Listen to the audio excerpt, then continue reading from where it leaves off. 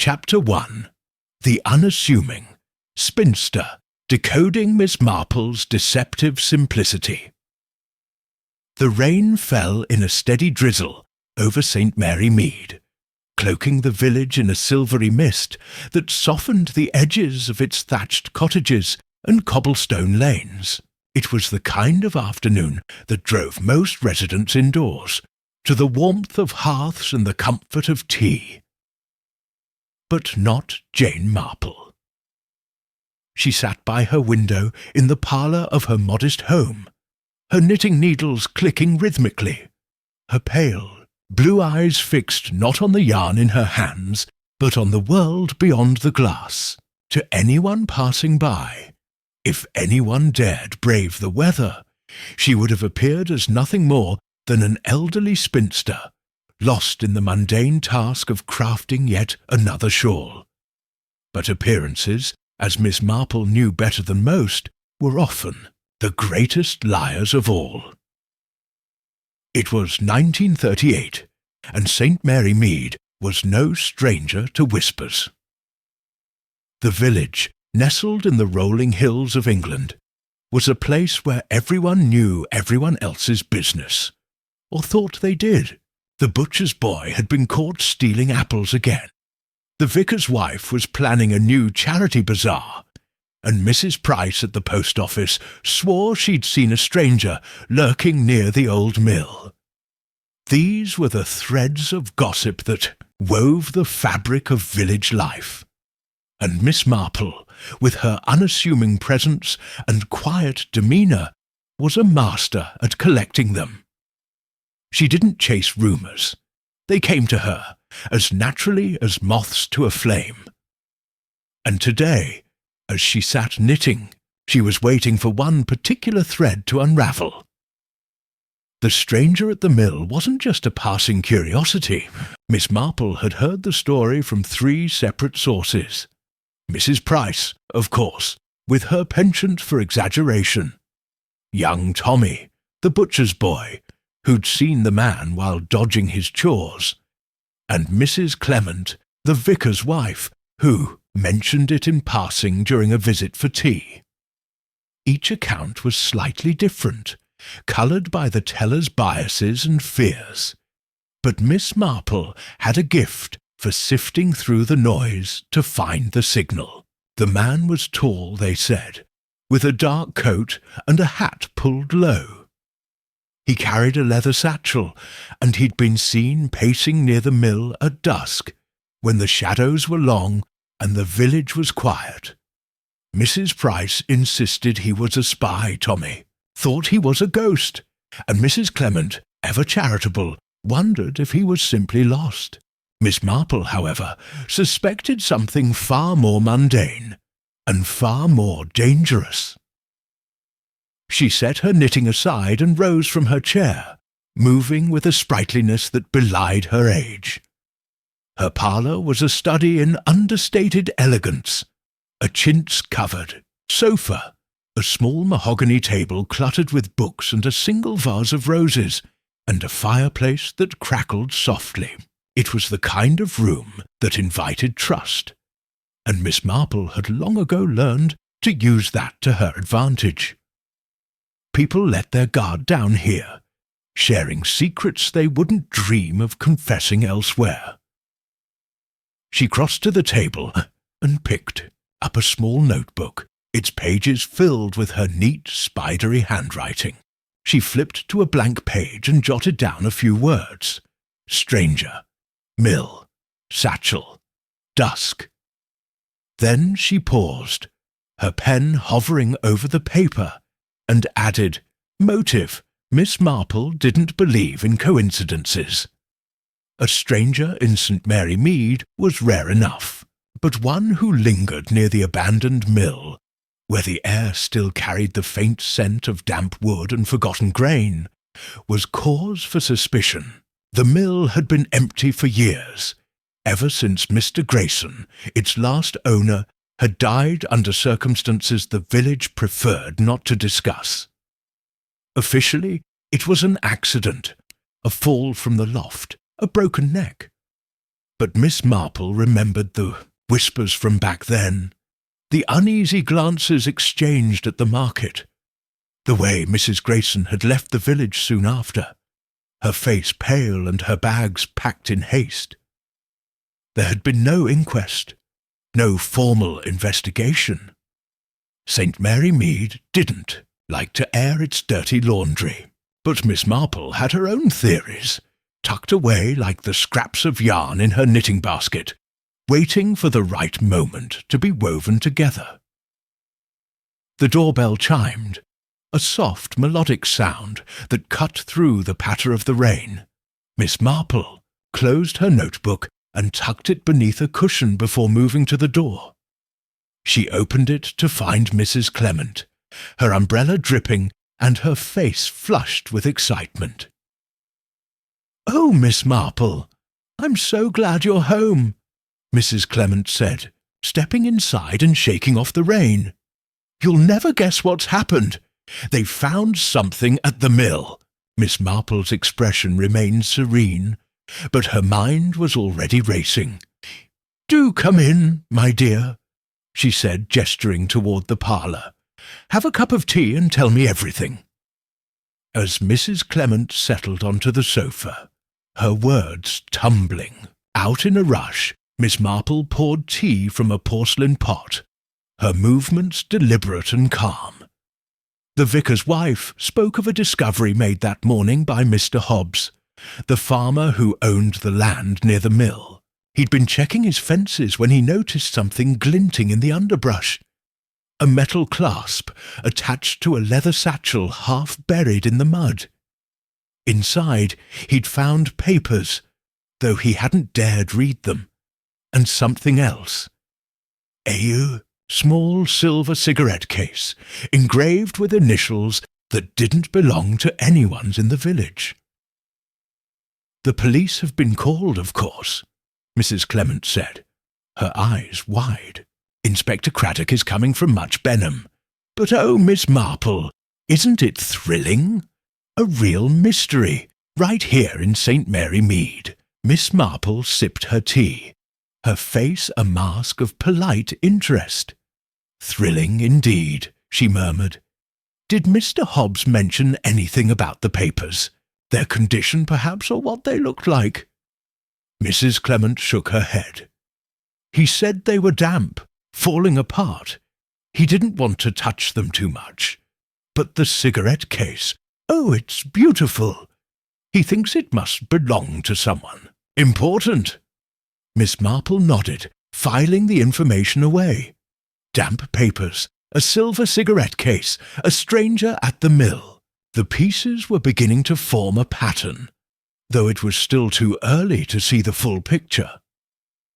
She thought of the Grayson case, of the whispers that had never been fully silenced.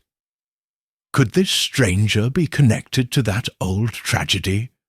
Or was something new brewing in St. Mary Mead, something that had drawn a man with a satchel to the shadows of the mill? Over the next few days, the village buzzed with speculation. Inspector Craddock arrived, a young man with a sharp jaw and a sharper mind, though Miss Marple noted with amusement that he seemed to underestimate the village's ability to complicate his investigation.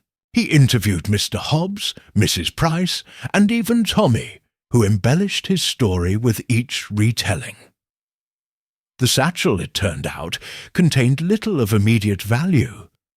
The papers were too waterlogged to read, though Craddock sent them to a specialist in London for analysis. The cigarette case bore the initials J.R., which sparked a flurry of theories about its owner. Some said it belonged to a wealthy aristocrat, others to a smuggler hiding from the law. Miss Marple listened to it all, her knitting needles never still, her mind weaving connections that others overlooked. She took to walking past the mill in the evenings, her umbrella shielding her from the drizzle, her eyes scanning the ground for anything the police might have missed. It was on one such walk that she noticed a footprint, half hidden beneath a tangle of ivy. It was deep, deliberate, the kind made by a man who'd stood in one place for a long time, watching. She crouched down, her knees creaking, and studied the impression. The sole was smooth, not the heavy tread of a farmer's boot or the cheap shoes of a labourer. A gentleman's shoe, she thought, or at least someone who wanted to appear as one. Back at home she added the footprint to her notebook, along with a sketch of its shape. She also wrote, J.R. cigarette case, connection to Grayson. The initials didn't match anyone she knew, but that didn't mean they were meaningless. Miss Marple had a knack for remembering names, faces, and the little details that others forgot. She recalled a conversation from years ago, when Mrs. Grayson had mentioned a cousin visiting from London, a man with a silver cigarette case, though she couldn't be sure of his initials. It was a faint thread, but Miss Marple was used to working with faint threads. As the investigation continued, Inspector Craddock grew frustrated. The papers yielded no secrets, and the cigarette case led nowhere. The stranger hadn't been seen again, and the village was beginning to lose interest, distracted by the upcoming bazaar. But Miss Marple wasn't ready to let the matter rest. She invited Craddock for tea, knowing he'd accept out of politeness, if nothing else. When he arrived, she steered the conversation carefully, dropping hints about the mill's history and the Grayson case without seeming to lecture. "You know, Inspector," she said, passing him a scone. "People often think the past is buried, but it has a way of resurfacing. Like that satchel, perhaps." Craddock frowned, but he was listening. "You think this is connected to something old? The Grayson business?" Miss Marple smiled faintly.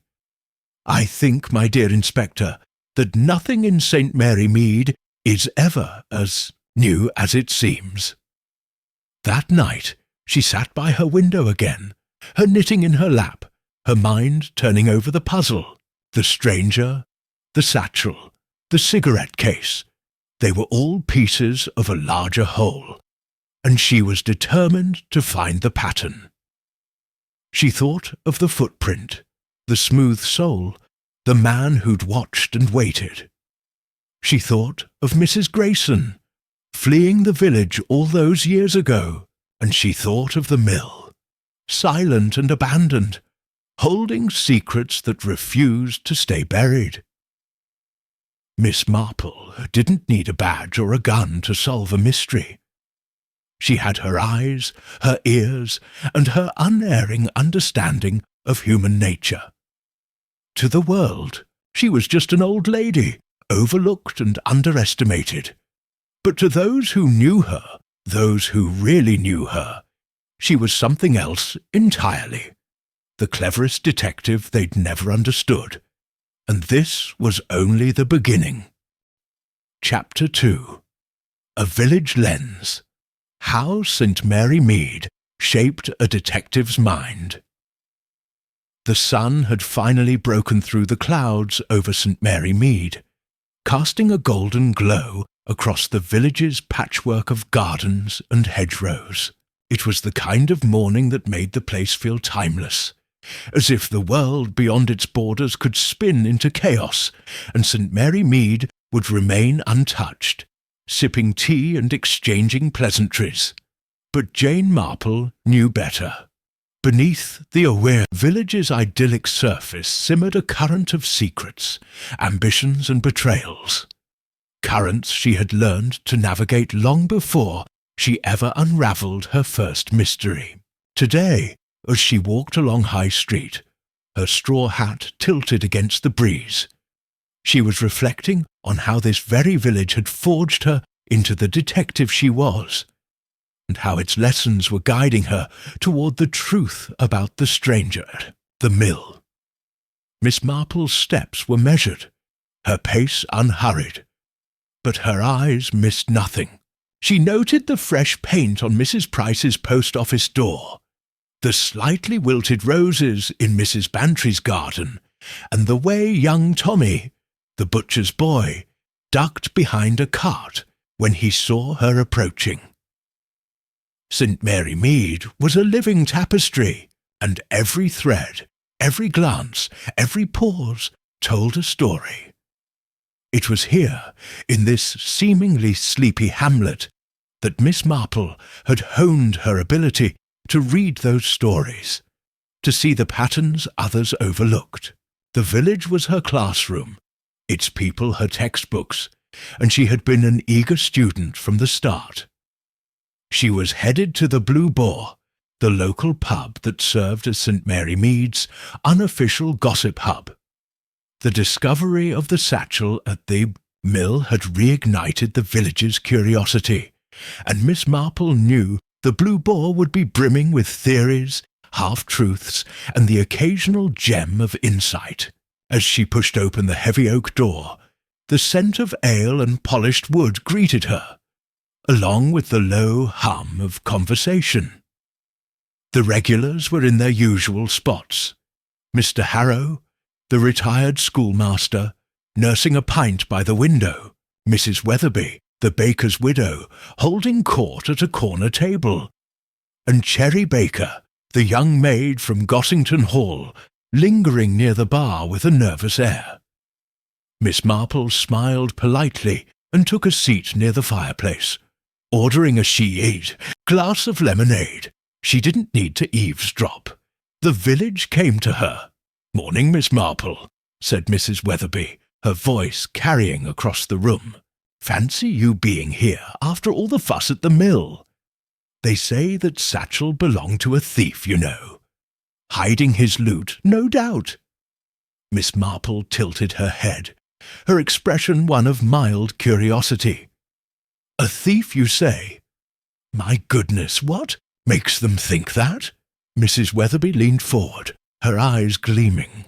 "Well, Mr. Hobbs told my nephew, who told me, that the satchel was heavy, like it was full of coins or jewels.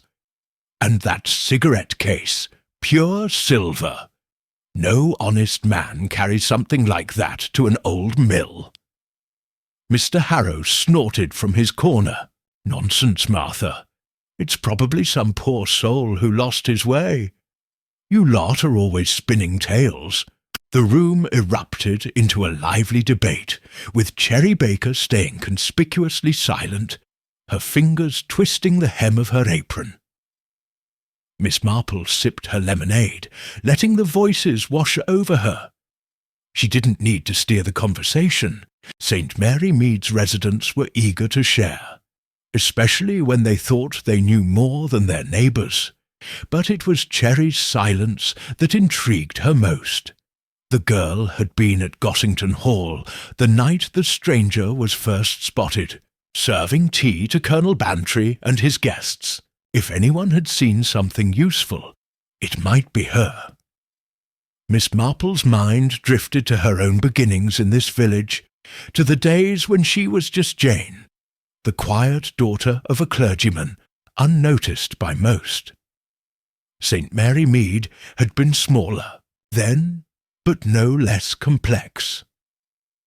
She remembered sitting in the church pews as a girl, watching the congregation. The way Mrs. Langley's smile tightened when her husband spoke to the organist. The way Mr. Finch, the grocer, always counted his change, twice, as if expecting to be cheated. Even then, she'd seen the undercurrents, the lies hidden in polite gestures, the truths buried in casual remarks. Her father had called it her gift for observation, though he'd meant it kindly, not suspecting it would one day make her a detective in all but name. It was in St. Mary Mead that she'd learned to listen, not just to words but to silences. She recalled a scandal from her youth, when the vicar's son had run off with a housemaid, leaving behind a trail of broken promises and stolen silver. The village had been outraged, but Miss Marple, barely 20, had been fascinated. She'd noticed the signs long before the elopement. The way the boy's eyes lingered on the girl during sermons. The way the silver went missing only after his visits to the vicarage. When she'd mentioned it to her father, he'd laughed and said, "Jane, you see too much." But she'd never stopped seeing, and St. Mary Mead had given her an endless supply of lessons. Now, as she sat in the Blue Boar, those lessons were at work. She watched Cherry Baker, noting the girl's unease, the way her gaze darted toward the door whenever it creaked open. Miss Marple made a mental note to speak with her later, privately. For now, she let the pub's chatter fill in the gaps. Mr. Harrow mentioned a rumour that the stranger had been seen near the churchyard before the mill, while Mrs. Weatherby insisted the cigarette case's initials, J.R., belonged to a notorious jewel thief she'd read about in the papers. Miss Marple doubted the jewel thief's story. Mrs. Weatherby's imagination was as generous as her baking, but the churchyard detail was new. She filed it away, along with a question. Why would the stranger visit both the mill and the churchyard? As the morning wore on, Miss Marple left the Blue Boar and continued her walk, her mind sifting through the village's past and present. St. Mary Mead had taught her that no one was ever truly what they seemed. The kindly vicar could harbour grudges, the cheerful postmistress could hide sorrows, and the stranger with a satchel could be anyone, a victim, a villain, or something in between. The village had also taught her patience. Mysteries, like the roses in Mrs. Bantry's garden, didn't bloom on demand. They required care, attention, and time. She stopped by the churchyard, a quiet expanse of weathered gravestones and yew trees. The air was cool, scented with earth and moss. She wandered among the graves, her eyes scanning for anything out of place. It didn't take long to find it, a patch of disturbed soil near the Grayson family plot, where the grass had been pressed, flat, as if someone had knelt there recently. She crouched down, her fingers brushing the earth. It was loose, recently turned, though not deep enough to suggest a grave. A hiding place, perhaps, or a marker. Miss Marple straightened, her mind racing. The Grayson plot was no coincidence. The mill, the satchel, the cigarette case, and now the churchyard. All roads seemed to lead back to that old tragedy. She thought of Mrs. Grayson, who'd left so suddenly after her husband's death. She thought of the cousin with the silver cigarette case, a detail that had seemed trivial at the time, but now glowed like a beacon.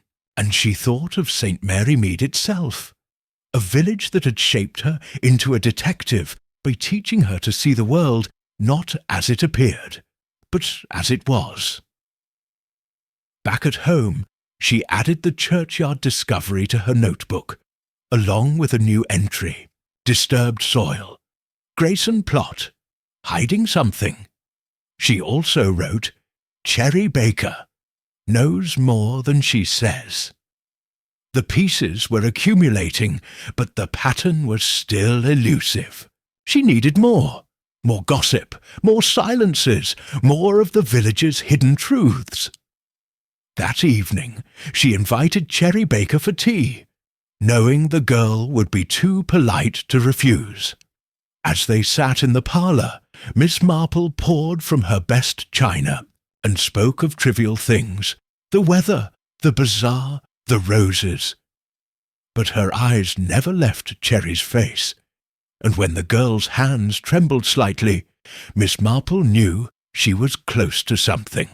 "My dear," she said gently, "you were at Gossington Hall when the stranger was seen, weren't you? It must have been quite a fright. Cherry's eyes widened, and for a moment Miss Marple thought she might bolt. But then the girl spoke, her voice barely above a whisper. "I saw him, Miss Marple. Not at the mill, but at the hall. He was in the garden talking to someone. I couldn't see who, but he looked angry. And he had that satchel." Miss Marple's heart quickened, but her face remained serene. "How very interesting," she said. "And you didn't tell Inspector Craddock?" Cherry shook her head, tears welling. "I was scared, miss. I didn't want to get involved. But you always seem to know what's right." Miss Marple patted her hand, her mind already spinning with possibilities. The stranger at Gossington Hall, arguing in the garden. A second person, unseen. The churchyard, the mill, the satchel. St. Mary Mead had taught her to see the connections, and now they were beginning to form a web, one she intended to untangle. As Cherry left, Miss Marple sat by her window, her knitting needles clicking once more. The village stretched out before her, peaceful and deceptive. It had made her what she was, a woman who saw through the veneer, who understood that even the smallest detail, a footprint, a silence, a patch of disturbed soil, could lead to the truth. The stranger's mystery was far from solved, but Miss Marple was on the scent, guided by the lessons of St. Mary Mead. And somewhere out there, in the shadows of the village, the next clue was waiting. Chapter 3. The Power of Observation. Miss Marple's Mastery of the Mundane. The morning mist clung to St. Mary Mead like a gossamer veil, softening the outlines of the village's stone walls and thatched roofs. Jane Marple stood at her garden gate, her gloved hands clasped around a pair of pruning shears, though her attention was not on the roses she was ostensibly tending. Her eyes, sharp and clear despite the years, darted across High Street, taking in the rhythm of the village's daily dance.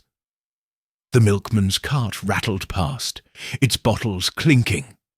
Mrs. Price swept the steps of the post office with a vigour that suggested irritation, and Cherry Baker, hurrying toward Gossington Hall, cast a furtive glance over her shoulder.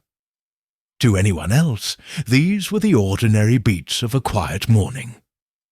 To Miss Marple, they were a symphony of clues, each note revealing something about the mystery that had taken root in St. Mary Mead. Cherry's revelation the previous evening had set Miss Marple's mind ablaze. The stranger seen arguing in the gardens of Gossington Hall with an unknown companion was no longer just a shadow at the mill. He was a figure with purpose, perhaps with anger, and certainly with a satchel that held secrets the village was eager to unravel. But it was the unseen second person that intrigued Miss Marple most. Who was it, and why had they met in the secrecy of the hall's sprawling grounds? The answer, she suspected, lay not in grand gestures, but in the small, overlooked details, the kind she had spent a lifetime learning to notice. Miss Marple returned to her parlour, setting the shears on a side table and picking up her knitting. The needles clicked in a steady rhythm, a counterpoint to the whirl of her thoughts. She had always found knitting conducive to thinking. It occupied her hands while freeing her mind to wander through the labyrinth of human behaviour. St. Mary Mead had taught her that the mundane was never truly mundane. A misplaced letter, a hurried glance, a pair of muddy boots. These were the breadcrumbs that led to truth. And now, with a stranger's footprint in the churchyard and Cherry's whispered confession, Miss Marple was following a trail that felt both new and eerily familiar. Her first task was to visit Gossington Hall. Colonel Bantry and his wife, Dolly, were old friends, and their home was a nexus of village life, where servants, guests, and gossip converged. If the stranger had been in their garden, someone at the hall might have seen more than Cherry had dared to share. Miss Marple donned her coat and hat, her appearance as unthreatening as ever, and set out along the lane. The walk was pleasant, with blackbirds singing in the hedgerows, but her mind was elsewhere, replaying Cherry's words. He looked angry, and he had that satchel. Anger suggested a confrontation, perhaps a betrayal. The satchel, with its waterlogged papers and silver cigarette case, was the key. But to what lock? At Gossington Hall, Dolly Bantry greeted her with characteristic warmth, ushering her into the drawing-room where a fire crackled in the grate. "Jane, you're a sight for sore eyes," Dolly exclaimed, pouring tea. "All this talk about the mill has the village in a tizzy. Arthur thinks it's nonsense, of course, but I say there's something queer about it." Miss Marple smiled, accepting a cup. "Arthur is often sensible, but queer things do happen, even in St. Mary Mead. Tell me, Dolly, have you noticed anything unusual lately? Perhaps in the garden?" Dolly's eyes widened, her flair for drama instantly engaged. "The garden?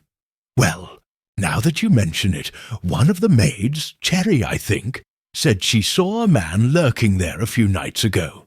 I thought she was imagining things, but with all this business at the mill, I wonder." Miss Marple nodded, her expression serene but her mind racing. Cherry had told Dolly, but not the full story. Why? Fear, perhaps, or loyalty to someone. At the hall?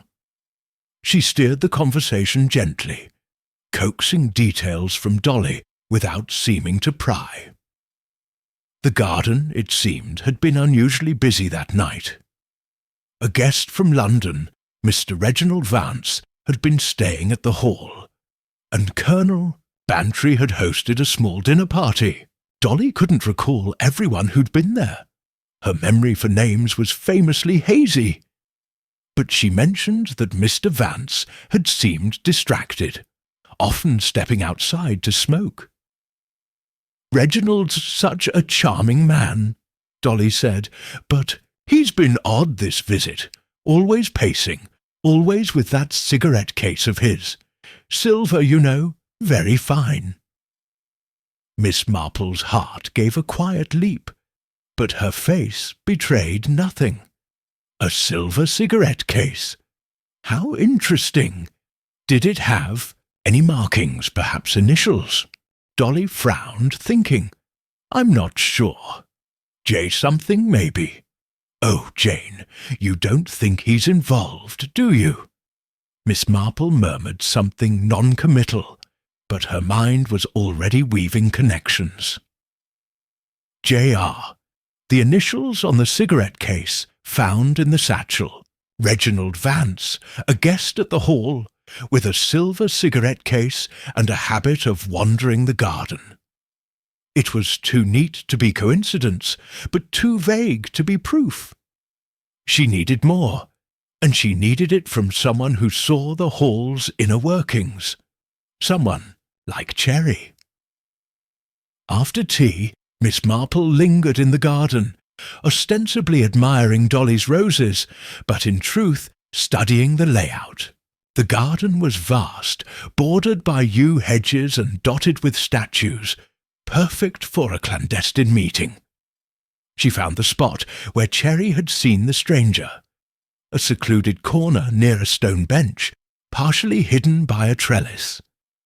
The ground was soft from recent rain, and Miss Marple's sharp eyes caught a faint impression. a smooth-soled shoe, much like the one she'd found in the churchyard. She crouched down, her knees protesting, and noted a second mark nearby, smaller, perhaps a woman's shoe. 2 people, then, just as Cherry had said. Back in the village, Miss Marple stopped by the post office, where Mrs. Price was eager to share the latest rumours. The stranger, she claimed, had been seen near the old oak by the river, and Mr. Hobbs had found a torn scrap of paper near the mill, though he'd handed it straight to Inspector Craddock. Miss Marple listened patiently, sifting the exaggerations from the facts. The oak was near the churchyard, another link to the Grayson plot. The scrap of paper was intriguing, but without seeing it, she could only speculate. That evening, she invited Cherry Baker for tea again, this time with a specific purpose.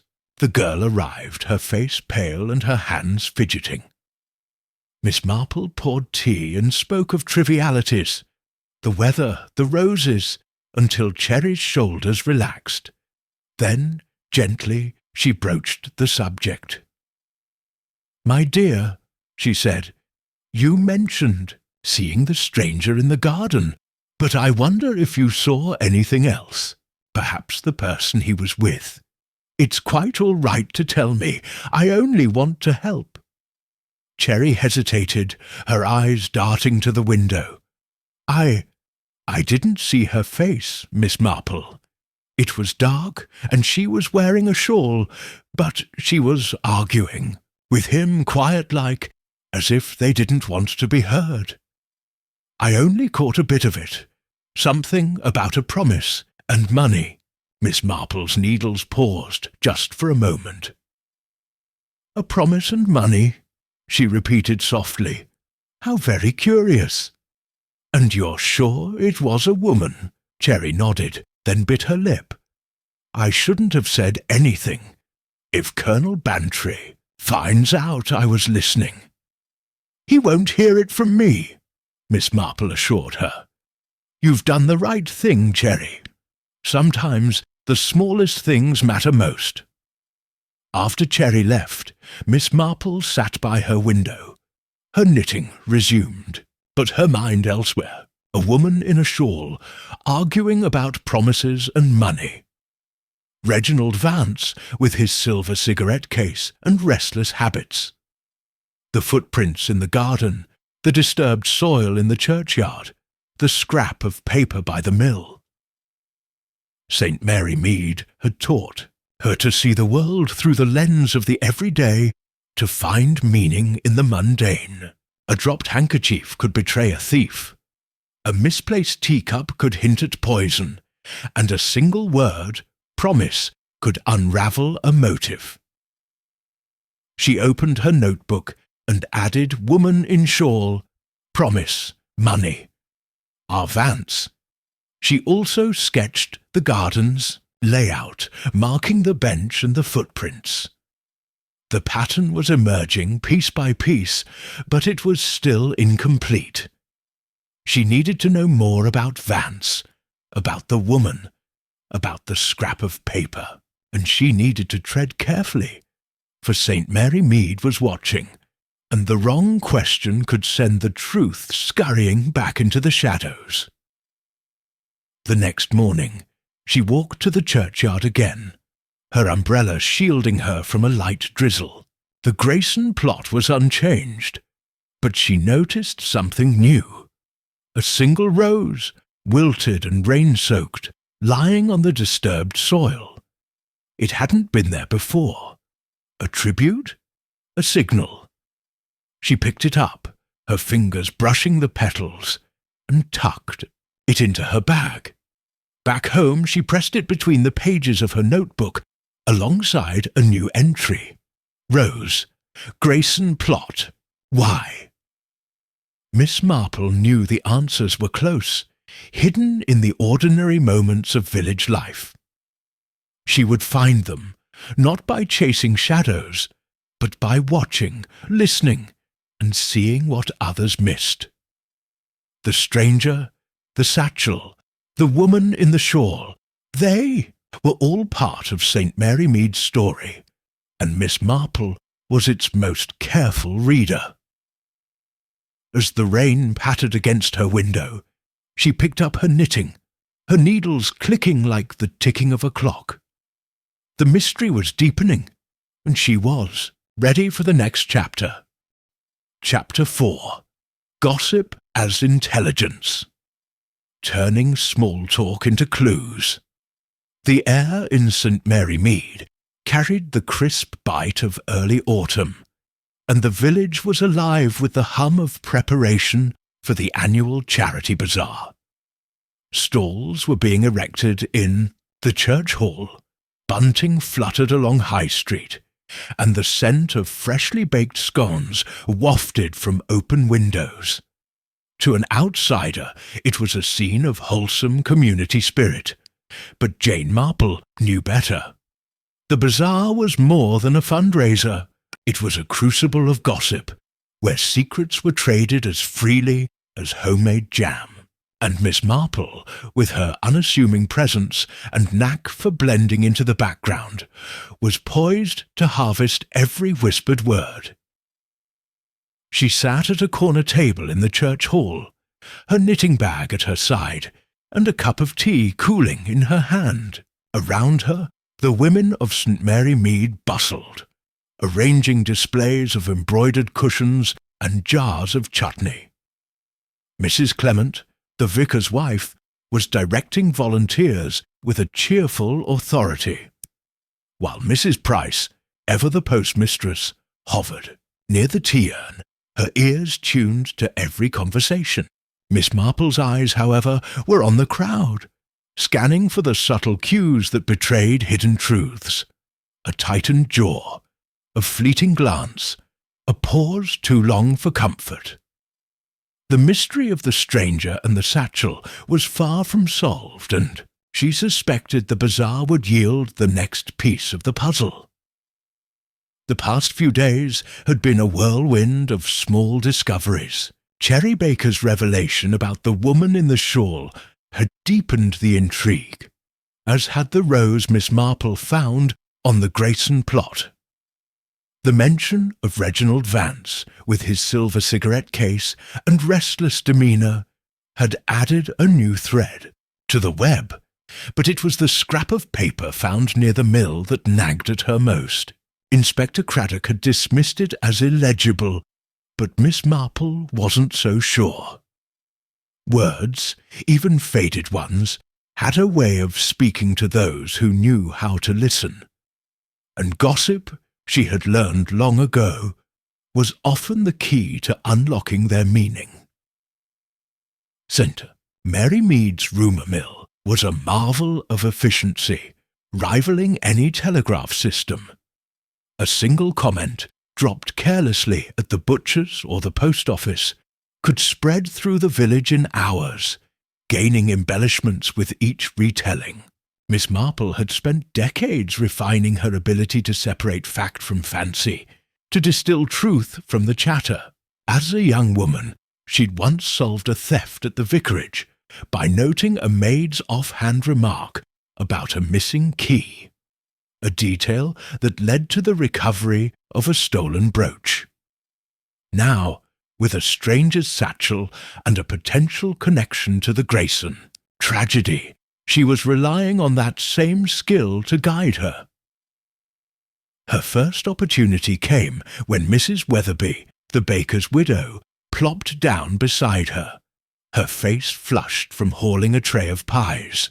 "Miss Marple, you'll never believe what I heard," she began, lowering her voice to a conspiratorial whisper.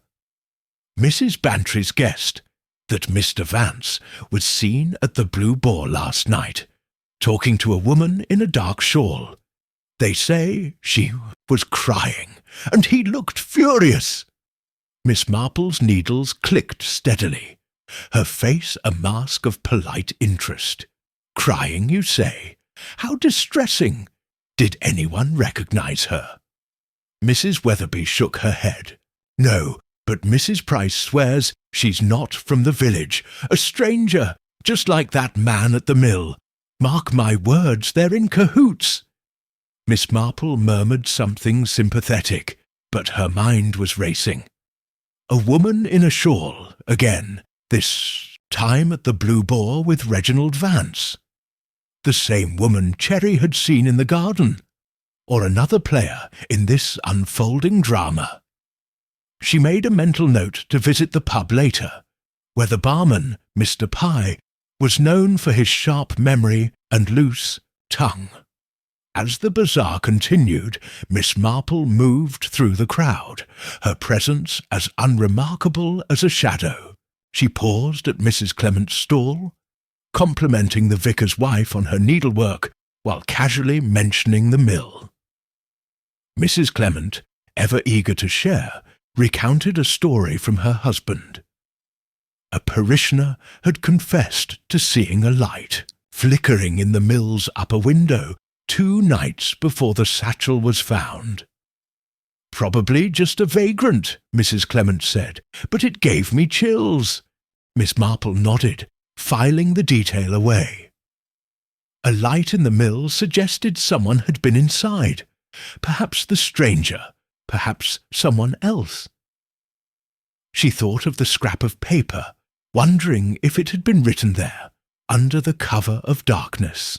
Her next stop was the post office stall, where Mrs. Price was selling stamps and dispensing gossip with equal enthusiasm. "Miss Marple, you're just the person to ask," Mrs. Price said, leaning across her table. "What do you make of that paper Mr. Hobbs found? They say it's got writing on it, but no one can read it. I reckon it's a code, like in those spy stories." Miss Marple smiled faintly. "A code? How imaginative! Has Inspector Craddock said anything about it?" Mrs. Price sniffed. "Not a word, but my nephew saw him packing it up for London. Said it looked like a letter, torn in half. I bet it's from that woman in the shawl. She's the key to it all, you mark my words." Miss Marple thanked her and moved on, her mind buzzing. A torn letter, possibly in code, sent to London for analysis. The woman in the shawl, seen with Vance, and now the subject of village speculation. The light in the mill. The rose on the Grayson plot. The footprints in the garden. The pieces were multiplying, and gossip was the thread tying them together. That afternoon she slipped away from the bazaar and walked to the Blue Boar, where Mr. Pye was polishing glasses behind the bar. The pub was quiet, the lunchtime crowd having dispersed, and Miss Marple took a seat near the window, ordering a glass of sherry. She chatted idly about the bazaar, then mentioned, almost as an afterthought, the rumour about Mr. Vance and the woman in the shawl. Mr. Pye's eyes lit up. "Oh, I saw 'em," he said, leaning closer. "Last night in the back corner. She was a nervous sort, kept her shawl tight around her. Couldn't hear much, but I caught a name, Lillian, I think, and something about a debt." Vance was proper worked up, slamming his cigarette case on the table. Miss Marple's heart quickened, but her voice remained calm. "Lillian, you say? How curious. Did you notice anything else about her?" Mr. Pye shrugged. "Not much. She left in a hurry, and Vance followed soon after. Left his cigarette case. Behind, though. I've got it in the back, waiting for him to claim it." Miss Marple's fingers tightened around her glass. "Might I see it, Mr. Pye? Just out of curiosity." He fetched the case, a sleek silver object engraved with the initials J.R. Miss Marple examined it, her mind racing. It was identical to the one found in the satchel, or was it the same one? Had Vance lost it at the mill, or was there more than one case with those initials? She thanked Mr. Pye, and left, her thoughts a whirlwind. Back at home, she opened her notebook and added Lillian, debt, blue boar, second cigarette case. She also wrote, torn letter. Code? Lillian's. The gossip was proving invaluable, each rumour a stepping stone toward the truth. But she needed to confirm Lillian's identity and her connection to Vance, the mill, and the Grayson plot. The rose, the light, the letter, they were all linked, she was sure, and the village's chatter was her guide. That evening, she attended the bazaar's closing event, a tea party in the church hall. The room was abuzz with talk of the mill, Vance, and the mysterious woman. Miss Marple listened, her knitting needles clicking, her ears attuned to every word. She overheard Mrs. Bantry mention that Mr. Vance had left Gossington Hall that morning, claiming urgent business in London. Another woman, Mrs. Harrow, whispered that her cousin in Much Benham had seen a woman matching the shawl-wearer's description boarding a train. Her face hidden by a veil, Miss Marple sipped her tea, her mind weaving the threads together. Vance's departure, the woman's flight, the letter sent to London. They were all converging, and the village's gossip was the map she followed. She thought of St. Mary Mead's past, of the scandals and secrets she'd unravelled by listening to its voices. A missing key, a stolen brooch, a whispered name. They were all the same in the end. The mundane, transformed by observation and intuition, became extraordinary. As the tea party ended, Miss Marple walked home, the stars bright above the village. She paused at her gate, her eyes lingering on the churchyard across the lane. The Grayson plot was out there, silent and waiting. It rose a silent cry for answers. She would find them, not by chasing shadows, but by gathering the village's whispers, sifting through the gossip until the truth shone clear. In her parlour, she added one final note to her book. Lillian, Vance, London. The letter holds the key. The mystery was deepening, but Miss Marple was undaunted. St. Mary Mead had taught her that gossip was more than idle talk. It was intelligence, raw and unfiltered, and she was its master interpreter. The next clue was out there, hidden in the village's chatter, and she would find it. Chapter 5. The Psychology of Evil. Miss Marple's insight into human nature. The twilight draped St. Mary Mead in a hush, the kind of quiet that amplified the smallest sounds, the rustle of leaves, the distant bark of a dog, the soft creak of a gate. Jane Marple sat in her parlour, the glow of a single lamp casting shadows on the chintz curtains. Her knitting lay untouched in her lap, her hands folded as she stared out the window, her mind far from the tranquil village scene. The mystery of the stranger, the satchel, and the woman named Lillian was no longer just a puzzle of clues. It was a study in human nature, in the dark impulses that drove people to deceive, to betray, and sometimes to kill. Miss Marple had seen those impulses before, in the quiet corners of St. Mary Mead, and she knew they were at the heart of this unfolding drama. The bazaar had been a goldmine of gossip, each whispered rumour adding depth to the mystery. Lillian, the woman in the shawl, had argued with Reginald Vance about a debt and a promise, then fled to London. Vance himself had followed, leaving behind a silver cigarette case that matched the one found in the satchel. The torn letter, now in the hands of specialists in London, hinted at a code, while the rose on the Grayson plot and the light in the mill suggested a deeper connection to the village's past. But it was the why that consumed Miss Marple now, the motives that drove these actions, the hidden desires that linked the mill, the churchyard, and Gossington Hall. To find the truth, she needed to understand the minds behind the mystery, and for that, she relied on her greatest weapon, her insight into the psychology of evil. Miss Marple had never studied psychology in a formal sense. No university lectures or textbooks for her. Her education came from St. Mary Mead itself, from decades of watching its residents navigate love, greed, jealousy, and revenge.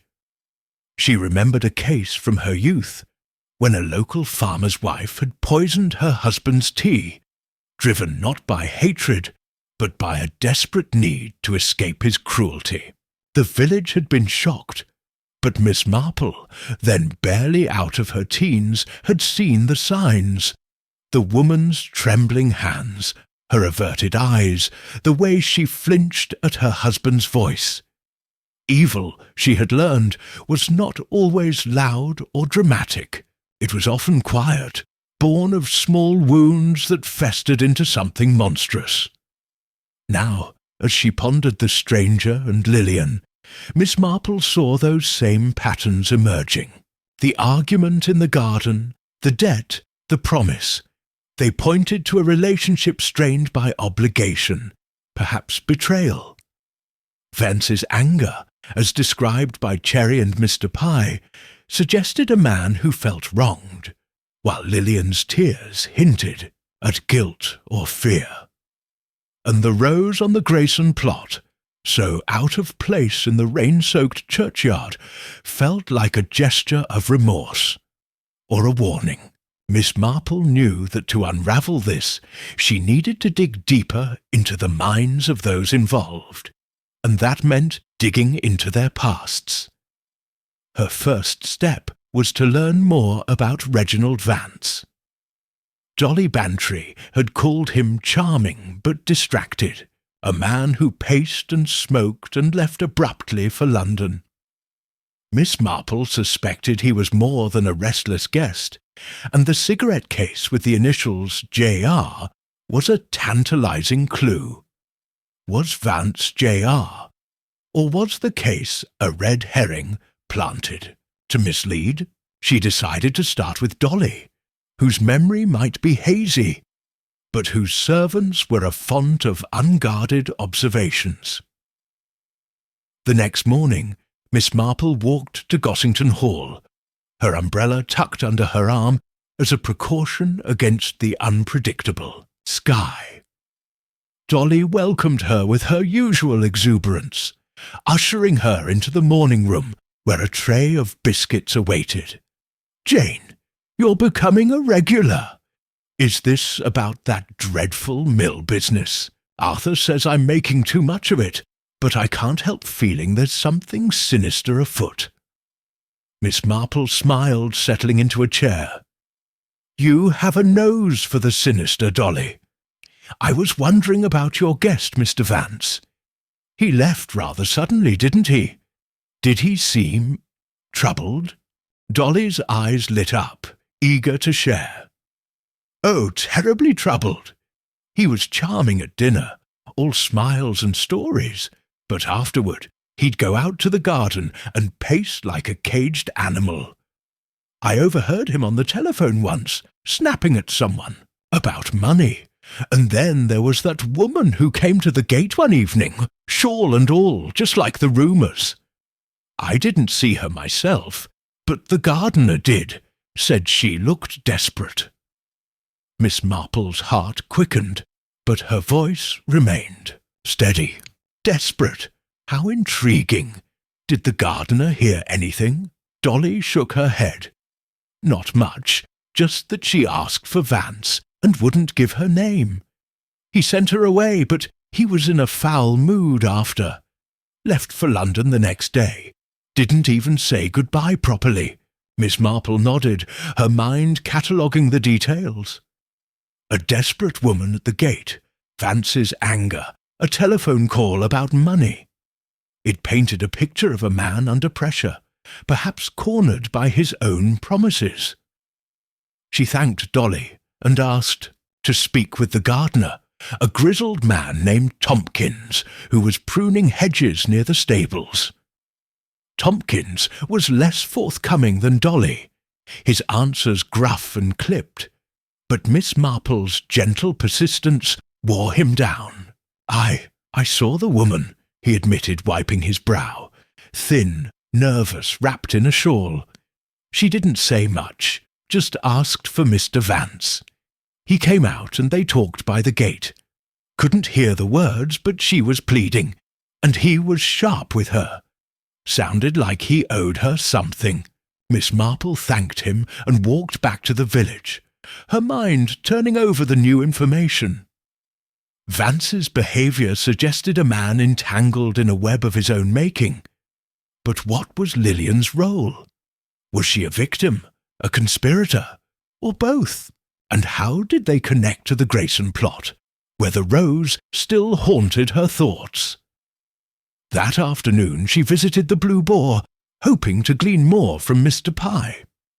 The barman was polishing glasses, as usual, and greeted her with a nod. "Back again, Miss Marple. That cigarette case is still here, if you're wondering. Vance hasn't come for it." Miss Marple smiled. "I was more curious about the woman he was with. Lillian, you said. Did you notice anything else about her? Her accent, perhaps, or her manner?" Mr. Pye frowned, thinking. "She had a city accent, I'd say. London, maybe. Kept her head down, like she didn't want to be seen. When she left, I saw her drop something. A handkerchief, I think. I picked it up, but she was gone before I could give it back." Miss Marple's eyes sharpened. "A handkerchief? Do you still have it?" He nodded and fetched it from a drawer, behind the bar. It was a delicate square of linen, edged with lace, and embroidered with a single initial, L. Miss Marple examined it, her fingers tracing the stitching. It was fine work, the kind a woman of means might own. Yet Lillian had seemed desperate, even destitute. Another contradiction, another glimpse into a mind shaped by need or deceit. Back at home, she added the handkerchief to her growing collection of clues, placing it beside the pressed rose in her notebook. She wrote, "Lillian, London accent, desperate, handkerchief with L. Vance's debt." She also noted Grayson connection, motive rooted in past. The psychology of the players was becoming clearer. Vance's anger suggested pride or fear of exposure. Lillian's pleading hinted at betrayal or loss. But the Grayson plot, with its rose and disturbed soil, pointed to something older, a wound that had never healed. That evening, she received an unexpected visitor, Inspector Craddock, looking weary but determined. He accepted her offer of tea and slumped into a chair. "Miss Marple, I don't know how you do it, but you always seem to know more than you let on. The letter from the mill, it's been partially decoded. It's not a code exactly, but a cipher. Mentions a name, Lillian, and something about a reckoning. Any thoughts?" Miss Marple's face remained serene, but her mind was alight. "A reckoning," she murmured. "How suggestive. It sounds like someone seeking justice, or perhaps revenge. Have you traced Lillian?" Craddock shook his head. "Not yet, but we're looking in London. Vance is there too, according to the Bantries. I'm starting to think this is bigger than St. Mary Mead." Miss Marple nodded, her thoughts drifting to the village's past. The Grayson case had been called an accident, but she'd always suspected otherwise. A fall from the mill's loft, a broken neck, a wife who fled too quickly. Now, with Lillian and Vance circling the same shadows, she wondered if the reckoning was for Grayson's death, and if evil, quiet, and patient had been waiting all these years to strike. She saw Craddock out, then sat by her window. Her knitting resumed. The village was dark now, its secrets hidden in the silence. Miss Marple understood those secrets, not because she sought them, but because she understood the hearts that kept them. Evil was not a monster. It was a choice, made in moments of weakness or pain. Lillian, Vance, the stranger. They were all driven by something, and she would find it, not by force, but by seeing the truth in their actions. Her notebook lay open, the rose and handkerchief silent witnesses to her thoughts. She added one final note. Reckoning. Grayson's death. Evil waits. The mystery was a tangle of motives, but Miss Marple was unravelling it, one human heart at a time. Outside, St. Mary Mead slept, but the truth was stirring, and she would be ready when it woke. Chapter 6. Knitting Needles and Keen Intellect. Her Tools of Detection. The late afternoon light filtered through the lace curtains of Jane Marple's parlour, casting delicate patterns on the polished floorboards. Outside, St. Mary Mead was settling into the rhythm of an ordinary day. Children laughed in the lane, a cart rumbled past, and the church bell tolled softly, marking the hour. But inside, Miss Marple was far from ordinary. She sat in her favourite armchair, her knitting needles clicking with a steady, almost hypnotic cadence, her pale blue eyes fixed on a point beyond the room. The needles were not just tools for crafting, shawls. They were extensions of her mind, helping her unravel the tangled threads of the mystery that gripped the village. The stranger, Lillian, Reginald Vance, and the shadow of the Grayson tragedy were all part of a pattern, and Miss Marple's keen intellect was stitching it together, one careful loop at a time. The past week had brought a cascade of clues, each one sharpening the edges of the puzzle. Inspector Craddock's revelation about the torn letter, partially decoded mentioning Lillian and a reckoning, had confirmed her suspicions of a deeper motive, possibly tied to revenge. The handkerchief with the initial L, the rose on the Grayson plot, and the second cigarette case at the Blue Boar pointed to a web of connections between Vance, Lillian, and the village's past. But it was the psychology of the players, their fears, their betrayals, that drove Miss Marple's investigation. She didn't chase clues with the urgency of a Scotland Yard detective. She gathered them quietly, methodically, using the tools at her disposal, her knitting, her conversations, and her unmatched ability to see what others missed. Miss Marple set her knitting aside and reached for her notebook, its pages now thick with entries. She flipped to a new page and wrote, Reckoning, Revenge for Grayson, Vance's role, Lillian's motive. She paused, her pen hovering, then added, Tools, observation, patience, village. The village itself was her greatest asset, a living archive of human behaviour where every glance, every word, was a clue. And her knitting, so often dismissed as a spinster's pastime, was her secret weapon. It disarmed people, made them underestimate her, and gave her hands something to do while her mind worked at lightning speed. She thought back to a case from years ago, when a missing necklace at the vicarage had baffled the local constable, while others searched for footprints or broken locks. Miss Marple had sat in the vicar's parlour, knitting a scarf and listening to the housemaid's chatter. One girl's nervous fidgeting, coupled with a casual remark about a new ribbon, had led Miss Marple to the truth. The necklace was hidden in a sewing box, stolen not for profit, but for spite. The knitting had been her cover, her intellect the key. Now, with a mystery far darker than a stolen necklace, she was using the same approach, letting St. Mary Mead's rhythms guide her. Her first task was to follow up on Vance's departure to London. Dolly Bantry's gossip and the gardener's account had painted him as a man under pressure, possibly fleeing from Lillian or the reckoning mentioned in the letter. But Miss Marple suspected he hadn't gone far, or if he had, he'd left something behind.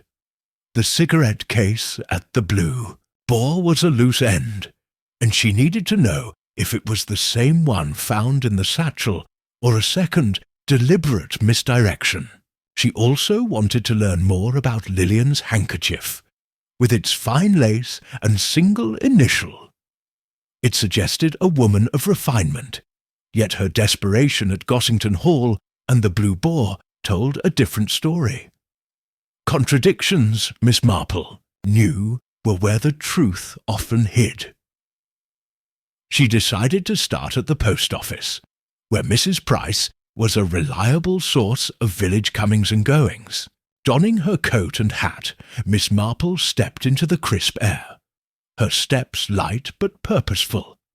The post office was busy, with villagers mailing letters and collecting parcels, but Mrs. Price spotted her at once and waved her over.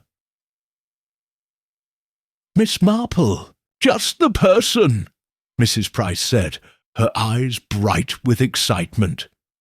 "You'll never guess. There was a telegram for Mr. Vance this morning, sent from London. I didn't read it, of course, but it was marked urgent, and the boy who delivered. It said it came from a woman." Miss Marple's expression remained serene, but her mind was alight. "A telegram? How curious. Did the boy mention anything else? A name, perhaps?" Mrs. Price leaned closer, lowering her voice. "He said the sender was an L. Couldn't make out the rest. Smudged, you know. But it's got to be that Lillian, don't you think? The one in the shawl." Miss Marple nodded, her thoughts racing. A telegram from Lillian, sent to Vance in London.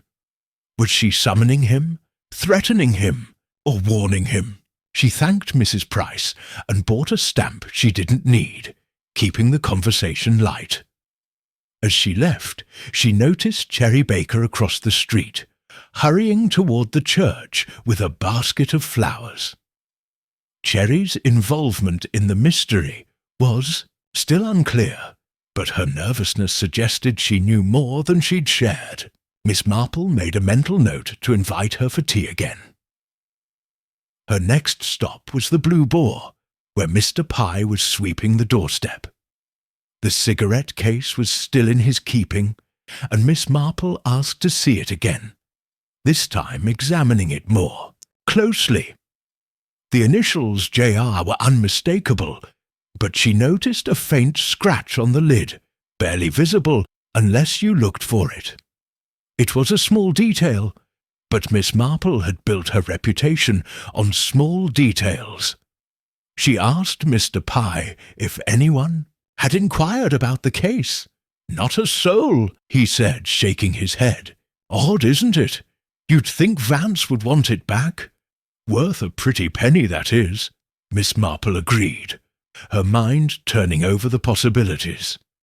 If Vance hadn't reclaimed the case, either he didn't know it was missing, or he didn't want to draw attention to it, or, she thought, he wasn't J.R. at all. She thanked Mr. Pye and walked home, her knitting bag swinging at her side, her intellect piecing together the clues. Back in her parlour, she sat down to knit, the needles resuming their familiar rhythm. As she worked, she thought about the Grayson case, the shadow that loomed over every new discovery. Mr. Grayson's death had been ruled an accident, but Miss Marple had always doubted it. The mill's loft was sturdy, the man sober, and his wife's sudden departure had raised questions no one dared ask.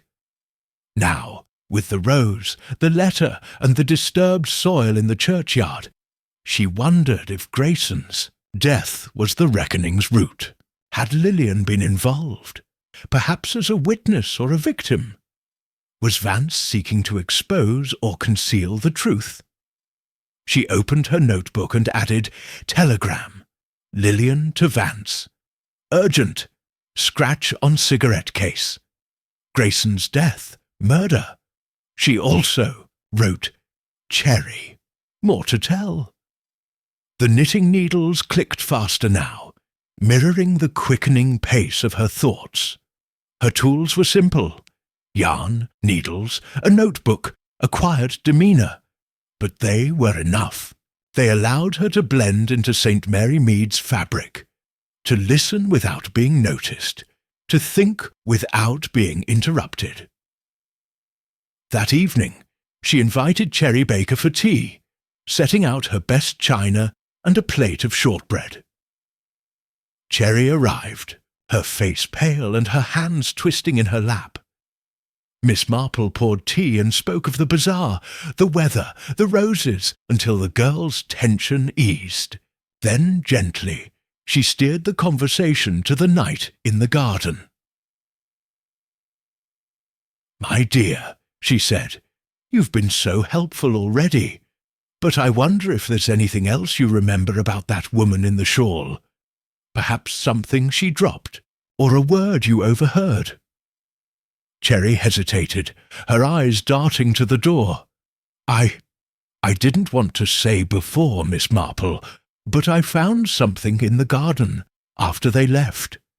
It was a locket, small, with a picture inside. I didn't know what to do with it, so I kept it." Miss Marple's heart leapt, but her voice was calm. "A locket? How very interesting! Might I see it, Cherry?"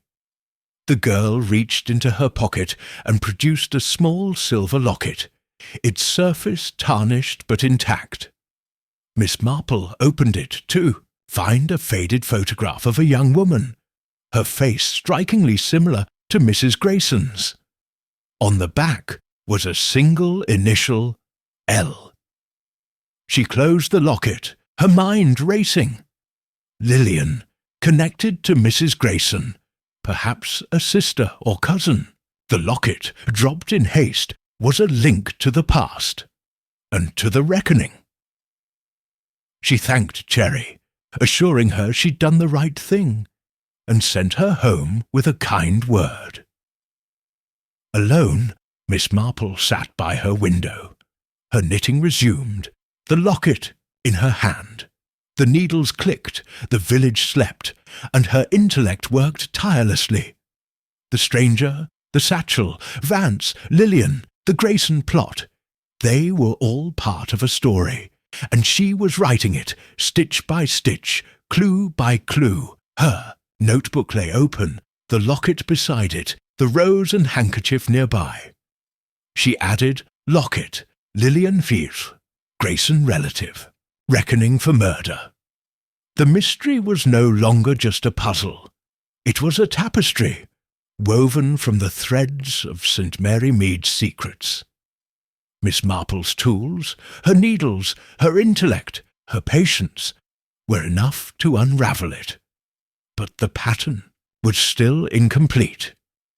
Outside, the night was still, but the truth was stirring, and Miss Marple's keen mind was ready for the next stitch. Chapter 7. The Art of Analogy. How Village Life Mirrors Murder. The morning sun bathed St. Mary Mead in a gentle glow, highlighting the dew on the roses and the cobwebs strung like lace across garden gates. To the casual observer, the village was a postcard of serenity, its residents moving through their routines with the predictability of a well-wound clock. But Jane Marple, standing at her kitchen window with a cup of tea in hand, saw something else entirely. She saw a microcosm of human nature where every petty squabble, every hidden glance was a miniature of the larger dramas that led to crime. The mystery of the stranger Lillian and Reginald Vance was no exception, and Miss Marple was using her unique gift, the art of analogy, to draw parallels between the village's daily life and the murder she now suspected lay at the heart of it all. Her notebook lay open on the table, its pages crowded with clues. The locket with Lillian's photograph, so like Mrs. Grayson's, the telegram from London, the cigarette case with its telltale scratch, the rose on the Grayson plot, and the letter's cryptic mention of a reckoning. The discovery of the locket, dropped in Gossington Hall's garden, had solidified her theory that Lillian was connected to the Grayson family, perhaps a sister or cousin seeking justice for a death that was no accident. But theories were not enough. Miss Marple needed to understand the how and why, and for that she turned to the village itself, where every interaction was a lesson in motive and opportunity. St. Mary Mead, she had long ago realized, was a mirror to murder. The way Mrs. Price guarded her post office counter, suspicious of every stranger, was not unlike a killer protecting a secret. The way young Tommy, the butcher's boy, sneaked apples from the orchard mirrored the cunning of a thief or a murderer slipping through the shadows. Even the church bazaar, with its undercurrents of rivalry and gossip, echoed the tensions that could erupt into violence.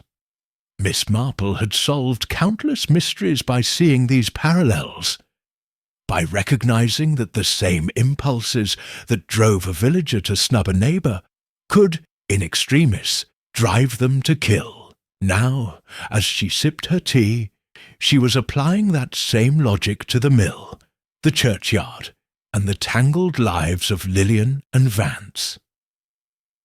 She thought back to a case from her early days, when a dispute over a garden fence had led to a poisoning and the vicarage. The villagers had been shocked, but Miss Marple had seen the connection. The petty grudge over a few feet of land was a microcosm of the deeper resentment that fueled the crime. She'd solved it by noting the way the culprit, a seemingly meek widow, rearranged her flower beds to hide a vial of arsenic, a small act that mirrored the larger deception. Now, with the Grayson plot and its single rose, she saw a similar pattern. The rose was no random gesture. It was a deliberate act, like a villager planting a flag in a disputed plot, marking a claim or a debt. Her first task was to explore the mill itself, the epicenter of the mystery. Inspector Craddock had searched it, of course, but Miss Marple knew that official searches often missed the subtleties that village life revealed. She put on her coat and hat, her knitting bag slung over her arm, and set out along the lane. The mill stood at the edge of the village, its weathered stones half hidden by ivy, its wheel long still. The air was damp, carrying the faint scent of moss and decay, and Miss Marple's sharp eyes scanned the ground as she approached. She wasn't looking for obvious clues. Those had been trampled by police boots, but for the small telling details that mirrored village behaviour. Near the mill's entrance, she noticed a patch of nettles, their stems bent as if someone had brushed past in haste. It reminded her of the way Mrs. Weatherby, the baker's widow, always took a shortcut through the churchyard, leaving a trail of crushed grass. A careless act, but revealing. She crouched down, her knees creaking, and spotted a glint among the nettles. A single cufflink, silver, with the initial V. Vance, she thought, or someone posing as him. She slipped it into her bag, next to the locket and the pressed rose, and made a mental note, careless, like a villager caught in a lie. Inside the mill, the air was cool and musty, the floor littered with dust and broken beams. Miss Marple moved carefully, her eyes tracing the shadows. She thought of the light Mrs. Clement had mentioned, flickering in the upper window. It was like the candle Mrs. Bantry lit during power cuts, a small defiance of the dark. She climbed the rickety stairs to the loft, where Mr. Grayson had fallen years ago. The official report said he'd tripped, but Miss Marple had always wondered. The loft was sturdy, its beams solid despite the years. She ran her fingers along the railing, noting a faint groove, as if something heavy had been dragged across it. A rope, perhaps, or a chain. It was the kind of detail that echoed the village's secrets. A scratch on a table, a dent in a gate, hiding a story of violence. Back outside, she sat on a stone bench, her knitting needles clicking as she thought. The mill was a mirror to St. Mary Mead, its silence masking a history of conflict. Grayson's death, the rose, the satchel, they were all part of a larger pattern, like the feuds and alliances that shaped village life. She opened her notebook and wrote, Cufflink, V Mill Loft, Groove, murder staged as accident. She also added village analogy, carelessness betrays intent. Her next step was to speak with Mrs. Grayson's old neighbour, Mrs. Harrow, who still lived near the churchyard. Mrs. Harrow was a font of village history, her memory sharp despite her age. Miss Marple found her in her garden, weeding with a vigour that belied her years. After exchanging pleasantries, Miss Marple mentioned the Grayson case, framing it as idle curiosity. "Oh, that was a sad business," Mrs. Harrow said, brushing dirt from her hands. "Everyone said it was an accident, but I never believed it. Mr. Grayson was careful, not the sort to fall. And Mrs. Grayson, she was so frightened after, kept talking about a cousin Lillian who'd come to visit just before. Said Lillian had warned her about something, but she wouldn't say what." Miss Marple's needles paused just for a moment. "Lillian, you say? How interesting! Did you ever meet her?" Mrs. Harrow shook her head. "Only saw her once at the church. She was young then, pretty but nervous. Had a locket she kept touching, like it was a talisman. Left soon after the funeral, and Mrs. Grayson followed, not long after." Miss Marple thanked her and walked home, her mind buzzing. Lillian, a cousin, present at the time of Grayson's death. The locket, a link to the past, dropped in the garden years later. The rose, a gesture of guilt or vengeance. It was all coming together, like the rows of stitches in her knitting, each loop building on the last. She thought of St. Mary Mead's analogies, the way Mrs. Price's gossip spread like wildfire, mirroring a killer's need to confess. The way Tommy's stolen apples reflected a deeper greed. Lillian's return, Vance's involvement, the reckoning. They were village dramas writ large, played out in the shadows of the mill and churchyard.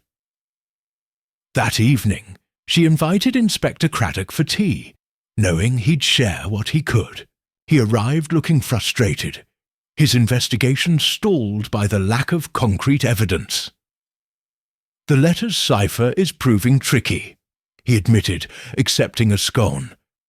"But we've traced Lillian to a boarding house in London. She's gone, now, vanished. But we found a photograph. Looks like the woman in that locket you mentioned." Miss Marple nodded, her face serene. "And Mr. Vance? Any sign of him?" Craddock sighed. "He's in London too, but slippery. We're watching him. I wish I had your knack for seeing through people, Miss Marple." She smiled faintly. "It's only a matter of looking, my dear Inspector. People are much like villages, full of patterns, if you know where to find them." After he left, Miss Marple sat by her window, her knitting needles clicking in the quiet. The cufflink, the groove in the loft, Lillian's photograph. They were all pieces of a murder, she was certain, staged to look like an accident. The village had taught her to see the parallels. A lie was like a misstep in a dance, a motive like a grudge over a fence. Grayson's death was the key, and Lillian and Vance were its keepers, their actions echoing the petty sins of St. Mary, Mead. Her notebook lay open, the cufflink beside it, joining the rose, the locket, and the handkerchief. She added Lillian at Grayson's death. Cousin, locket as talisman. Vance's cufflink, careless. She also wrote analogy, village feuds, motive for murder. The pattern was clearer now, but not complete. She needed to know why Lillian had returned, what Vance feared, and what the reckoning truly meant. Outside, St. Mary Mead glowed under the moon, its calm a deceptive mirror to the violence in its past. Miss Marple's needles clicked on, her intellect weaving the analogies that would lead her to the truth. The mystery was a village in itself, and she was its keenest observer, ready for the next parallel to emerge. Chapter 8. Outsmarting the Professionals. Miss Marple vs. Scotland Yard. The fog rolled into St. Mary Mead like a thief, shrouding the village in a damp grey veil that muffled sound and blurred the edges of reality. It was the kind of morning that kept most residents indoors, but Jane Marple was undeterred. She stood at her front door, adjusting her scarf and hat, her knitting bag slung over her arm like a soldier's satchel. The mystery of the stranger, Lillian and Reginald Vance, was reaching a critical juncture, and Miss Marple knew the next move required not just her usual patience, but a touch of audacity. Inspector Craddock and his Scotland Yard colleagues were closing in on the case, their methods precise and official. But Miss Marple had something they lacked: an intimate understanding of St. Mary Mead and the ability to see beyond the evidence, to the human truths it concealed.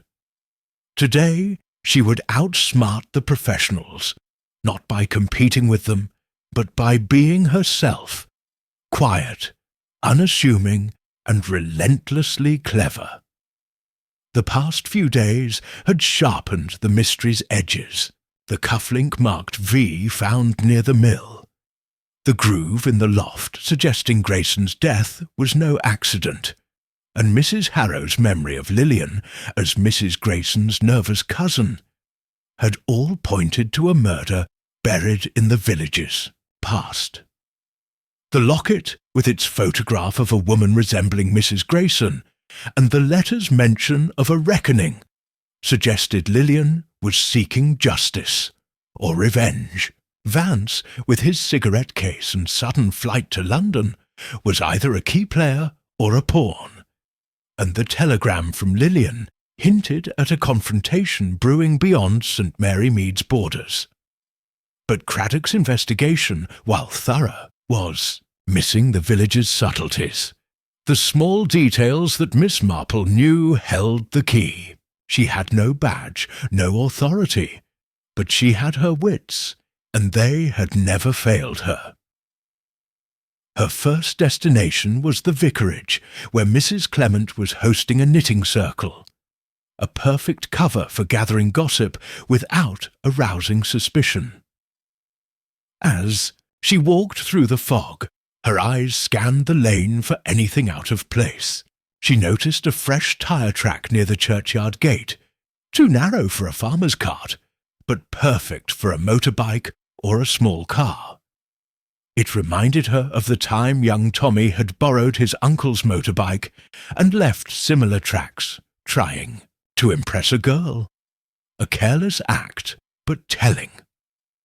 She filed it away, suspecting someone had visited the Grayson plot under cover of fog. At the vicarage, the knitting circle was in full swing, the room filled with the clatter of needles and the hum of conversation. Mrs. Clement greeted her warmly, offering a chair and a cup of tea. The other women, Mrs. Weatherby, Mrs. Price, and a new face, Miss Langley, a retired governess, were discussing the mill case with relish. Miss Marple settled in, her needles clicking, her ears tuned to every word. Mrs. Price, predictably, had the latest news. They say Inspector Craddock's got a lead in London, she announced, her voice carrying over the clatter.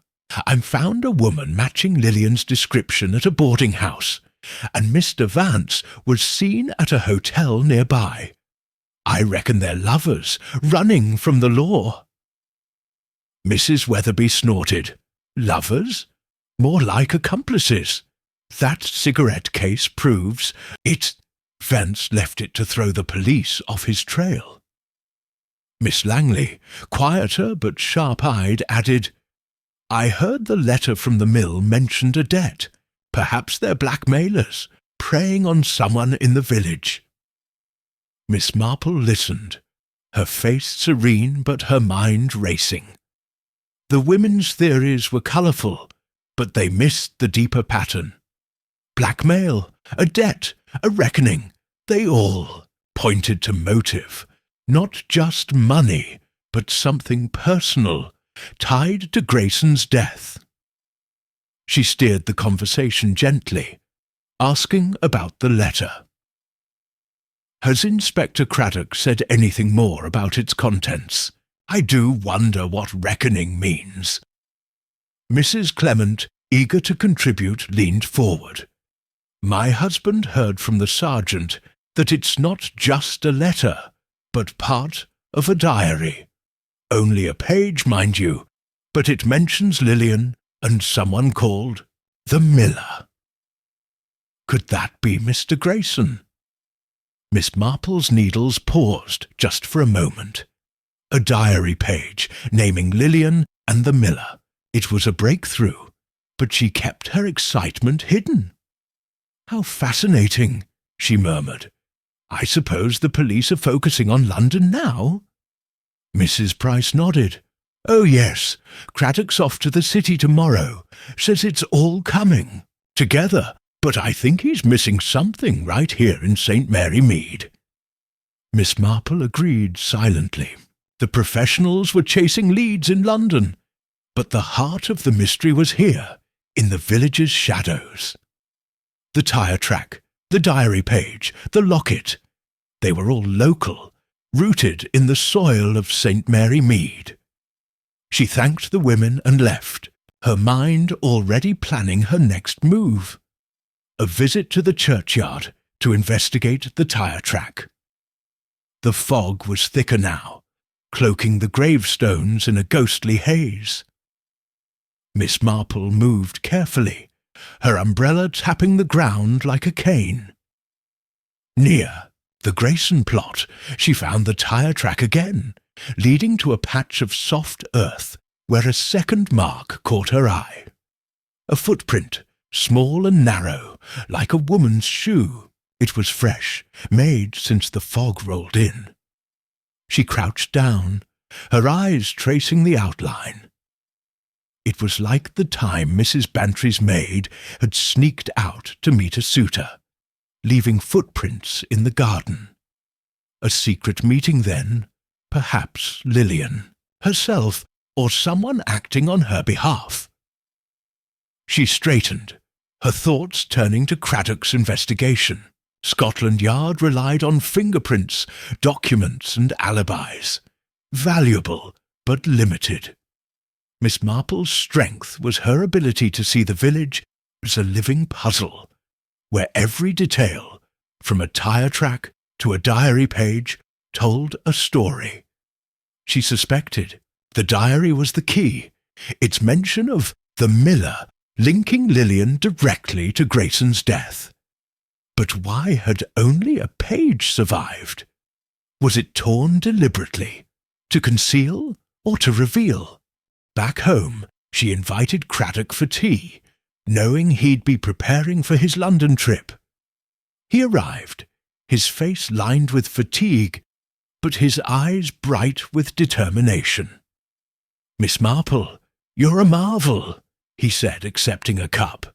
"I shouldn't tell you this, but the diary page has more than we thought. It mentions a promise broken and a life taken. We think Lillian wrote it, but we need the rest of the diary to be sure." Miss Marple nodded, her expression mild. "A promise broken," she repeated. "That sounds like a motive, doesn't it? Have you considered the mill itself, Inspector? The loft, perhaps?" Craddock frowned. "We searched it. Nothing but dust and cobwebs." "Why the loft?" She smiled faintly.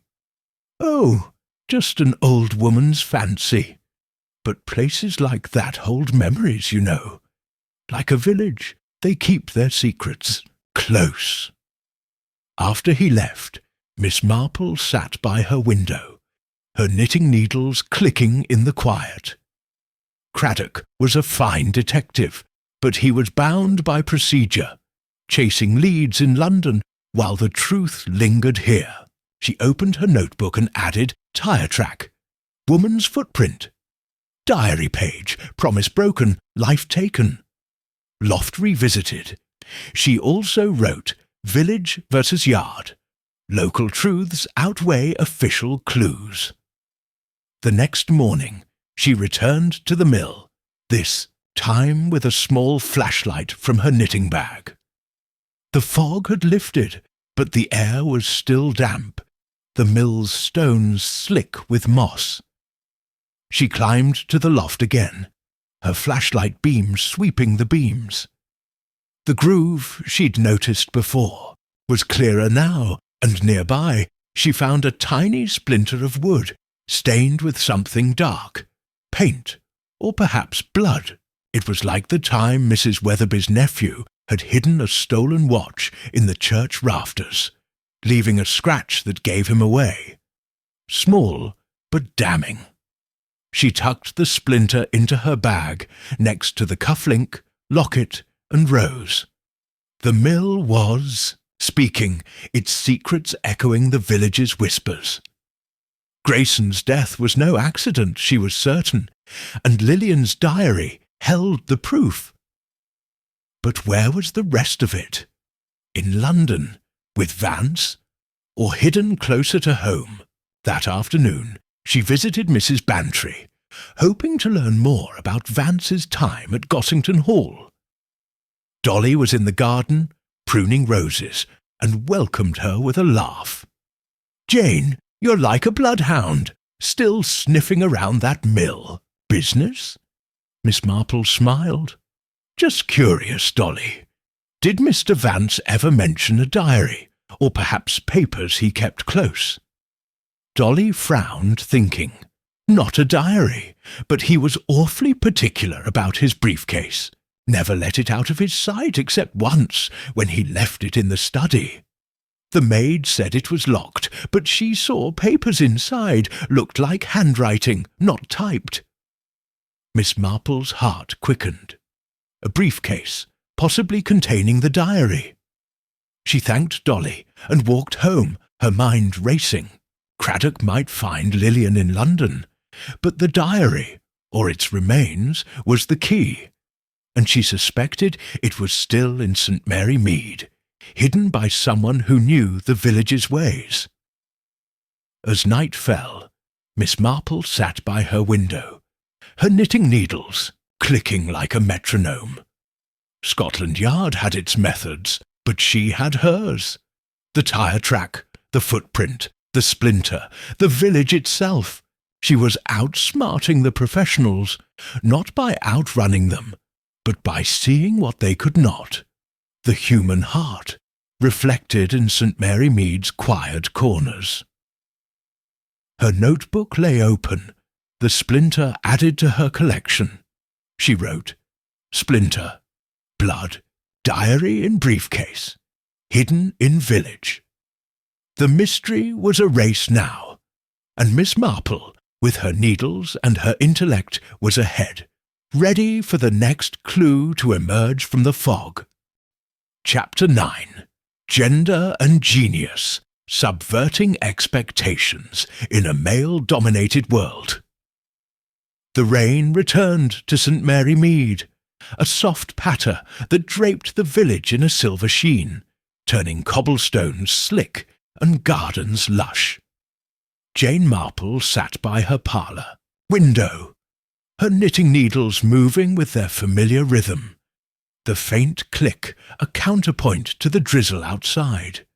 To the world, she was just an elderly spinster, her days filled with tea, gossip, and the gentle pursuits of village life. But beneath that unassuming exterior burned a mind sharper than any Scotland Yard detective's, a genius honed not in spite of her gender, but because of it. The mystery of the stranger, Lillian, and Reginald Vance was a chessboard, and Miss Marple was playing a game the men around her, Inspector Craddock included, could scarcely comprehend. She was subverting their expectations, using her perceived frailty as a cloak for her brilliance. And today she would take another step toward unravelling the truth. The clues were mounting, each one a thread in the tapestry she was weaving. The splinter from the mill's loft, possibly stained with blood, suggested Grayson's death was murder, staged to look like an accident. The diary page, with its talk of a promise broken and a life taken, pointed to Lillian's quest for justice, her connection to Mrs. Grayson confirmed by the locket, and Mrs. Harrow's memories. Vance's briefcase, glimpsed by Dolly Bantry's maid, might hold the rest of the diary, while the tyre track and woman's footprint in the churchyard hinted at a recent visitor, perhaps Lillian herself. Craddock was chasing leads in London, but Miss Marple knew the answers lay here, in St. Mary Mead, where the village's quiet rhythms masked a deeper truth. Her genius was in seeing that truth, not through force or authority, but through the subtle power of observation, intuition, and the very femininity that others underestimated. Miss Marple had faced scepticism before, in her youth, when she'd first begun noticing the village's secrets. The local constable had dismissed her as a meddling girl, her insights brushed off as women's intuition. Even now, Craddock, though respectful, sometimes looked at her with a mix of amusement and pity, as if her knitting and tea parties disqualified her from serious detective work. But Miss Marple had turned that dismissal into her strength. Her gender allowed her to move unnoticed, to sit in parlours and church halls where men were outsiders, to listen to the gossip that men ignored. She was invisible to those who valued only power and prestige, and that invisibility was her greatest weapon. Today, she planned to use it to investigate the briefcase Dolly had mentioned. If it contained the diary, or even a fragment of it, she could confirm Lillian's motive and Vance's role. But she also needed to understand the woman's footprint in the churchyard, a clue that felt personal, almost intimate. Was Lillian still in St. Mary Mead, defying Craddock's London chase? Or was someone else guarding the Grayson plot's secrets? Miss Marple's approach would be indirect, as always, relying on the village's women, its maids, widows, and wives, who saw what men overlooked. Her first stop was Gossington Hall, where Dolly Bantry was supervising the cleaning of the drawing-room. The fog from the previous day had lifted, and the hall's garden sparkled in the rain, their roses nodding under the weight of droplets. Dolly greeted her with a laugh, waving her inside. "Jane, you're like a cat in this weather. Never mind the rain. Come in, have some tea. I suppose you're here about that dreadful mill business?" Miss Marple smiled, settling into a plush chair. "You know me too well, Dolly. I was wondering about Mr. Vance's briefcase. You said the maid saw papers inside. Might I speak with her? It's just a whim, of course." Dolly's eyes twinkled, sensing a mystery. "A whim, my foot. You're up to something, Jane Marple. The maid's Sarah, Cherry Baker's cousin. I'll fetch her." Sarah was a shy girl, no older than 20, with a habit of twisting her apron when nervous. Miss Marple put her at ease with talk of the bazaar and the roses, then gently broached the subject. "Sarah, my dear, Mrs. Bantry mentioned you saw Mr. Vance's briefcase in the study. Did you notice anything particular about it? The papers, perhaps?" Sarah blushed, glancing at Dolly. "I didn't mean to pry, ma'am. It was open just a crack, and I saw a notebook, like a diary, with handwriting. There was a letter too, folded, with a red wax seal. I didn't touch it, I swear." Miss Marple nodded, her voice soothing. "Of course you didn't, my dear. You've been very helpful. Was there anything else? A name, perhaps, or a mark on the letter?" Sarah hesitated, then whispered, "The seal had a letter on it, an L. I thought it was pretty, like something from a story." Miss Marple's heart quickened, but her face remained serene. A diary and a letter, with an L sealed wax. Lillian's work, almost certainly. She thanked Sarah and Dolly, promising to return for the next garden party, and left with a new piece of the puzzle. The briefcase was key, but Vance had taken it to London. Or had he? Sarah's description suggested it was still at the hall when he left, perhaps forgotten in his haste. Back in the village, Miss Marple stopped by the churchyard, the rain lending a solemn air to the gravestones. The woman's footprint was still, visible, though softened by the drizzle. She studied it, noting its small size and the faint heel mark, like the shoes Cherry Baker wore. But Cherry was too timid to sneak around graves, wasn't she? Miss Marple thought of the village's women, so often dismissed as inconsequential. A maid, a widow, a cousin, they could move unseen just as she did, their actions masked by society's blind spots. Was Lillian, or someone like her, using that same invisibility? She returned home and also invited Cherry Baker for tea, sensing the girl's role was more significant than she'd let on. Cherry arrived, her eyes red-rimmed, as if she'd been crying. Miss Marple poured tea, her voice gentle but probing. "My dear, you've been so brave, telling me about the locket.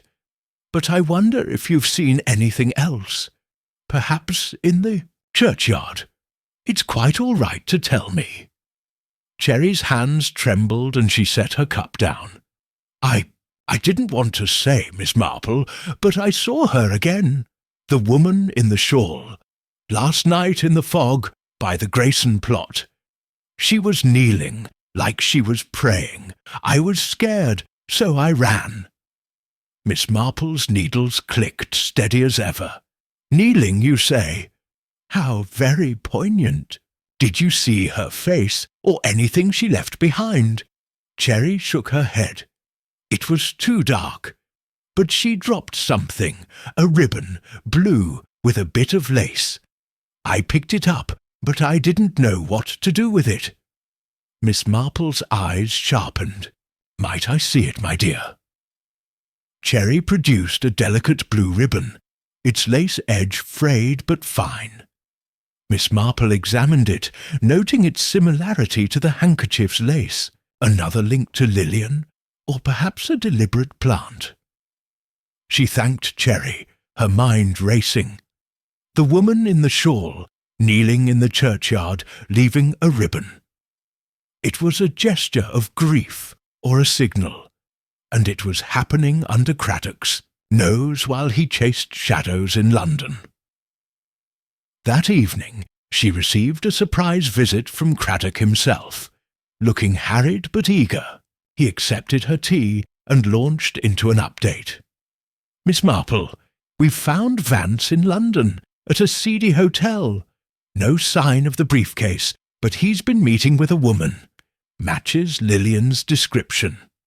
We're closing in, but something feels off. They're too calm, like they're waiting for something." Miss Marple nodded, her voice mild. "Waiting, you say? How interesting. Have you considered, Inspector, that the real game might still be here? The churchyard, for instance, seems rather active." Craddock frowned. "The churchyard. We checked. Nothing but graves and mud." She smiled faintly. "Mud can tell stories, my dear Inspector, like a woman's footprint or a ribbon left behind." He stared at her, half exasperated, half admiring. "You're always one step ahead, aren't you? I'll have the churchyard searched again, but I wish you'd tell me how you do it." Miss Marple's needles clicked on. "Oh, it's just an old woman's way, Inspector. I listen, I watch, and I let the village speak." After he left, she sat by her window, the rain a soft lullaby. Craddock was a fine detective, but he was bound by a man's world. Reports, warrants, evidence. Miss Marple's world was different, built on the quiet strength of women like Cherry, Sarah, and even Lillian, who moved through the shadows, unseen but powerful.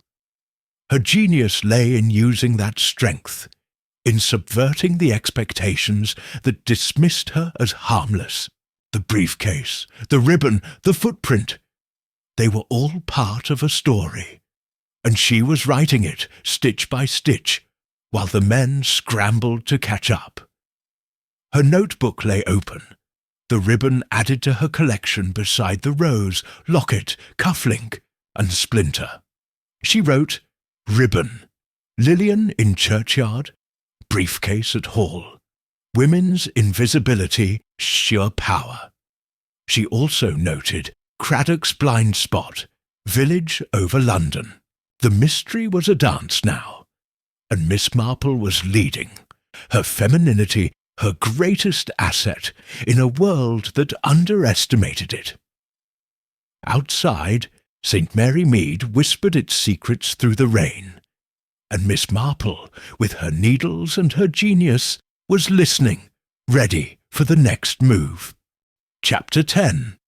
The Moral Compass. Justice through Miss Marple's eyes. The dawn broke over St. Mary Mead with a quiet radiance, painting the village in hues of gold and rose. The rain had ceased, leaving the air fresh and the gardens glistening, as if the world had been washed clean. Jane Marple stood at her garden gate, a shawl draped over her shoulders, her eyes tracing the familiar outlines of High Street. To the villagers, it was just another morning, filled with the mundane tasks of market day and morning tea. But for Miss Marple, it was a moment of clarity, a pause to reflect on the mystery that consumed her and the deeper question it raised. What was justice? The stranger, Lillian, Reginald Vance, and the shadow of Grayson's murder were not just pieces of a puzzle, but a test of her moral compass, guiding her through the murky waters of human failing toward a truth that served not just the law, but rightness itself. Her notebook, now a repository of the case's fragments, lay open on her parlour table. The blue ribbon from the churchyard, the locket linking Lillian to Mrs. Grayson, the cufflink marked V, the splinter from the mills, loft and the diary page hinting at a reckoning for a life taken, Cherry Baker's sighting of the woman in the shawl kneeling by the Grayson plot, combined with Sarah's glimpse of Vance's briefcase and its sealed letter, suggested a conspiracy rooted in the past. Inspector Craddock was chasing Lillian, and Vance in London, but Miss Marple knew the heart of the matter was here, in St. Mary Mead, where justice was not just a verdict, but a restoration of balance. Her task was to find that balance, using her unerring sense of right and wrong to navigate the moral complexities of murder. Miss Marple had never seen justice as a simple matter of punishment. In her youth, when she'd uncovered a theft at the Erde church, she'd urged the culprit, a desperate young mother, to return the stolen funds quietly, sparing her family shame. The law would have demanded a trial, but Miss Marple's justice was kinder, rooted in understanding the why behind the act. Now, with Grayson's death looming as a probable murder, she suspected Lillian's quest for a reckoning was driven by grief or betrayal, not malice. Vance's role was murkier, accomplice, instigator, or victim. But her moral compass would guide her to the truth, not by judging, but by seeing. Her first step was to investigate the briefcase, which Sarah's account suggested might still be at Gossington Hall. If it held the diary or the letter with the red wax seal, it could reveal Lillian's motive and Vance's involvement. She also needed to confirm the woman's identity in the churchyard. Was it Lillian or another figure tied to the Grayson tragedy? Miss Marple donned her coat, her knitting bag at her side, and set out for the hall, her steps steady despite the weight of her thoughts. Dolly Bantry was in the library, sorting books for the church sale, and greeted her with a grin. "Jane, you're relentless. Still on about that mill nonsense? Arthur says it's all a storm in a teacup, but I know you're on to something." Miss Marple smiled, settling into a chair. "Arthur is wise, but storms can hide truths, Dolly. I was wondering about Mr. Vance's briefcase. Sarah mentioned it was left in the study. Is it still there by chance?" Dolly's eyes widened. "Good heavens, I forgot about that. It's in the cloakroom tucked behind some umbrellas. Vance never came back for it, and we didn't know. What to do? Want to have a look?" Miss Marple nodded, her heart quickening. Dolly led her to the cloakroom, where the briefcase sat, unassuming but heavy with potential. It was locked, as Sarah had said, but Miss Marple's sharp eyes noticed a faint smudge on the leather. A fingerprint, perhaps, or a trace of wax. She didn't touch it, knowing Craddock would need to examine it, but she asked Dolly to keep. "It's safe, and telephone the inspector immediately." "Dolly," she said gently, "this may be important. Tell Inspector Craddock it's here, but don't let anyone else near it, not even the maids." Dolly, sensing the gravity, agreed, her usual levity replaced by resolve. Miss Marple left the hall, her mind buzzing. The briefcase was a breakthrough, but it was the moral weight of its contents that preoccupied her. If the diary revealed Grayson's murder, it would implicate someone, Lillian, Vance, or another. But justice, to Miss Marple, was not just about guilt. It was about understanding why a promise was broken, why a life was taken, and how to heal the wound left behind. Her next stop was the vicarage, where Mrs. Clement was preparing for a parish meeting. Miss Marple joined her in the kitchen, helping to arrange biscuits while steering the conversation to the Grayson case. "I've been thinking about poor Mrs. Grayson," she said, her voice soft. "She left so suddenly after her husband's death. Did she ever mention her cousin Lillian to you?" Mrs. Clement paused, her hands dusted with flour. "Lillian? Why, yes, now that you mention it. She came to tea once, just before the funeral. She was quiet, almost haunted. Mrs. Grayson said she'd had a falling out with her family. Something about a debt unpaid. I always thought it was why she left with Mrs. Grayson. To escape, perhaps." Miss Marple nodded, her needles clicking in her bag. A debt unpaid, echoing the arguments Cherry and Mr. Pye had overheard. It was a motive, but not the whole story. She thanked Mrs. Clement and walked to the churchyard, drawn once more to the Grayson plot. The blue ribbon was gone, washed away by the rain, but the woman's footprint remained, a faint outline in the mud. Miss Marple studied it, her mind turning over the moral implications. Kneeling by a grave suggested remorse, but also purpose. Was Lillian seeking forgiveness or marking her claim to justice? Back home, she sat by her window. Her knitting resumed, the needles a steady anchor. She thought of St. Mary Mead's moral landscape, where every sin had a context. The butcher's boy stole apples from hunger. Mrs. Price gossiped from loneliness, and even murderers acted from pain or fear. Lillian's reckoning, she suspected, was not just vengeance, but a cry for closure, a way to right a wrong that had festered for years. Vance, with his briefcase and cigarette case, was either her ally or her adversary. But his carelessness, leaving clues like the cufflink and briefcase, suggested a man driven by impulse, not calculation. That evening, Craddock telephoned, his voice crackling with excitement. "Miss Marple, you're a wonder! The briefcase is with us now, and we've opened it. There's a diary, Lillian's, we think, and a letter sealed with an L. The diary mentions Grayson's death, says he was pushed, and names a witness, someone called J.R. We're testing the fingerprint on the briefcase, but I'm betting it's Vance." Miss Marple's voice was calm, but her mind was alight. "J.R., you say? How very significant.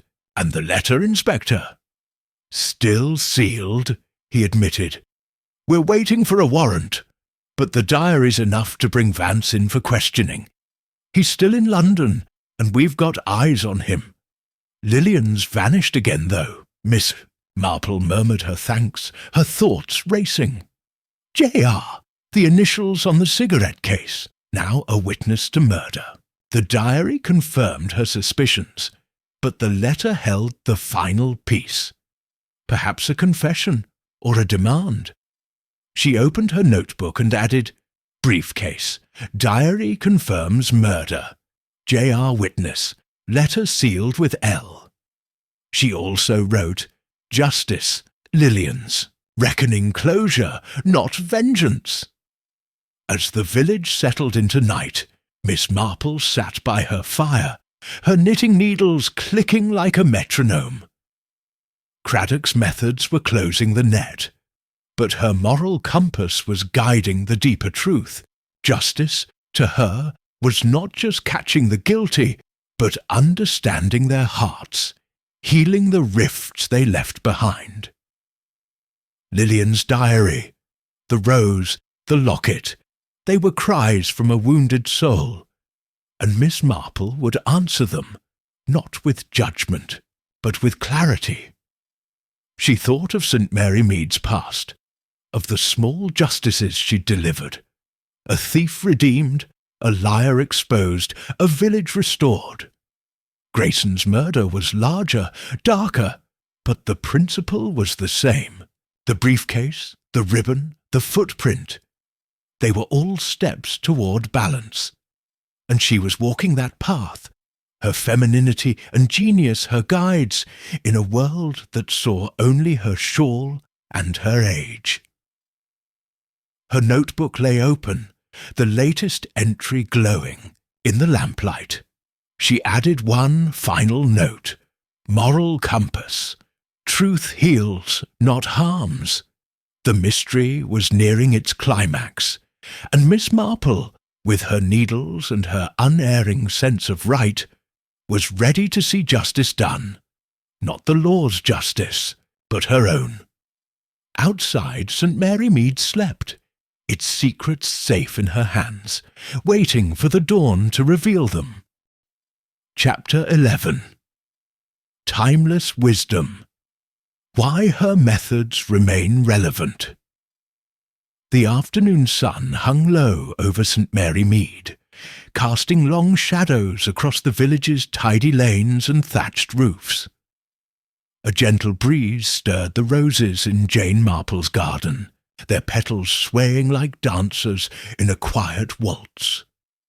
Inside her parlour, Miss Marple sat by the window, her knitting needles moving with their ceaseless rhythm, each click a testament to her patience and precision. The mystery of the stranger, Lillian and Reginald Vance, was nearing a turning point, and Miss Marple's methods, rooted in observation, intuition, and an unshakable understanding of human nature, were proving as effective now as they had ever been. In a world of telephones, motor cars, and Scotland Yard's modern techniques, her timeless wisdom shone brighter than ever, guiding her through the fog of deceit toward the truth. The briefcase found at Gossington Hall had been a breakthrough. Its contents, a diary and a letter sealed with an L, confirming that Grayson's death was murder, not an accident. The diary, likely Lillian's, named J.R. as a witness, tying it to the cigarette case and possibly to Vance. Inspector Craddock was closing in on Vance in London, but Lillian had vanished again, her trail marked by the blue ribbon, the locket, and the woman's footprint in the churchyard. Miss Marple's collection of clues, the rose, the cufflink, the splinter, the handkerchief, lay on her table, each a silent partner in her investigation. But it was her approach, honed over decades in St. Mary Mead, that made these fragments speak. Her methods were not bound by time. They were universal, as relevant in 1938 as they would be a century later, because people, at their core, never changed.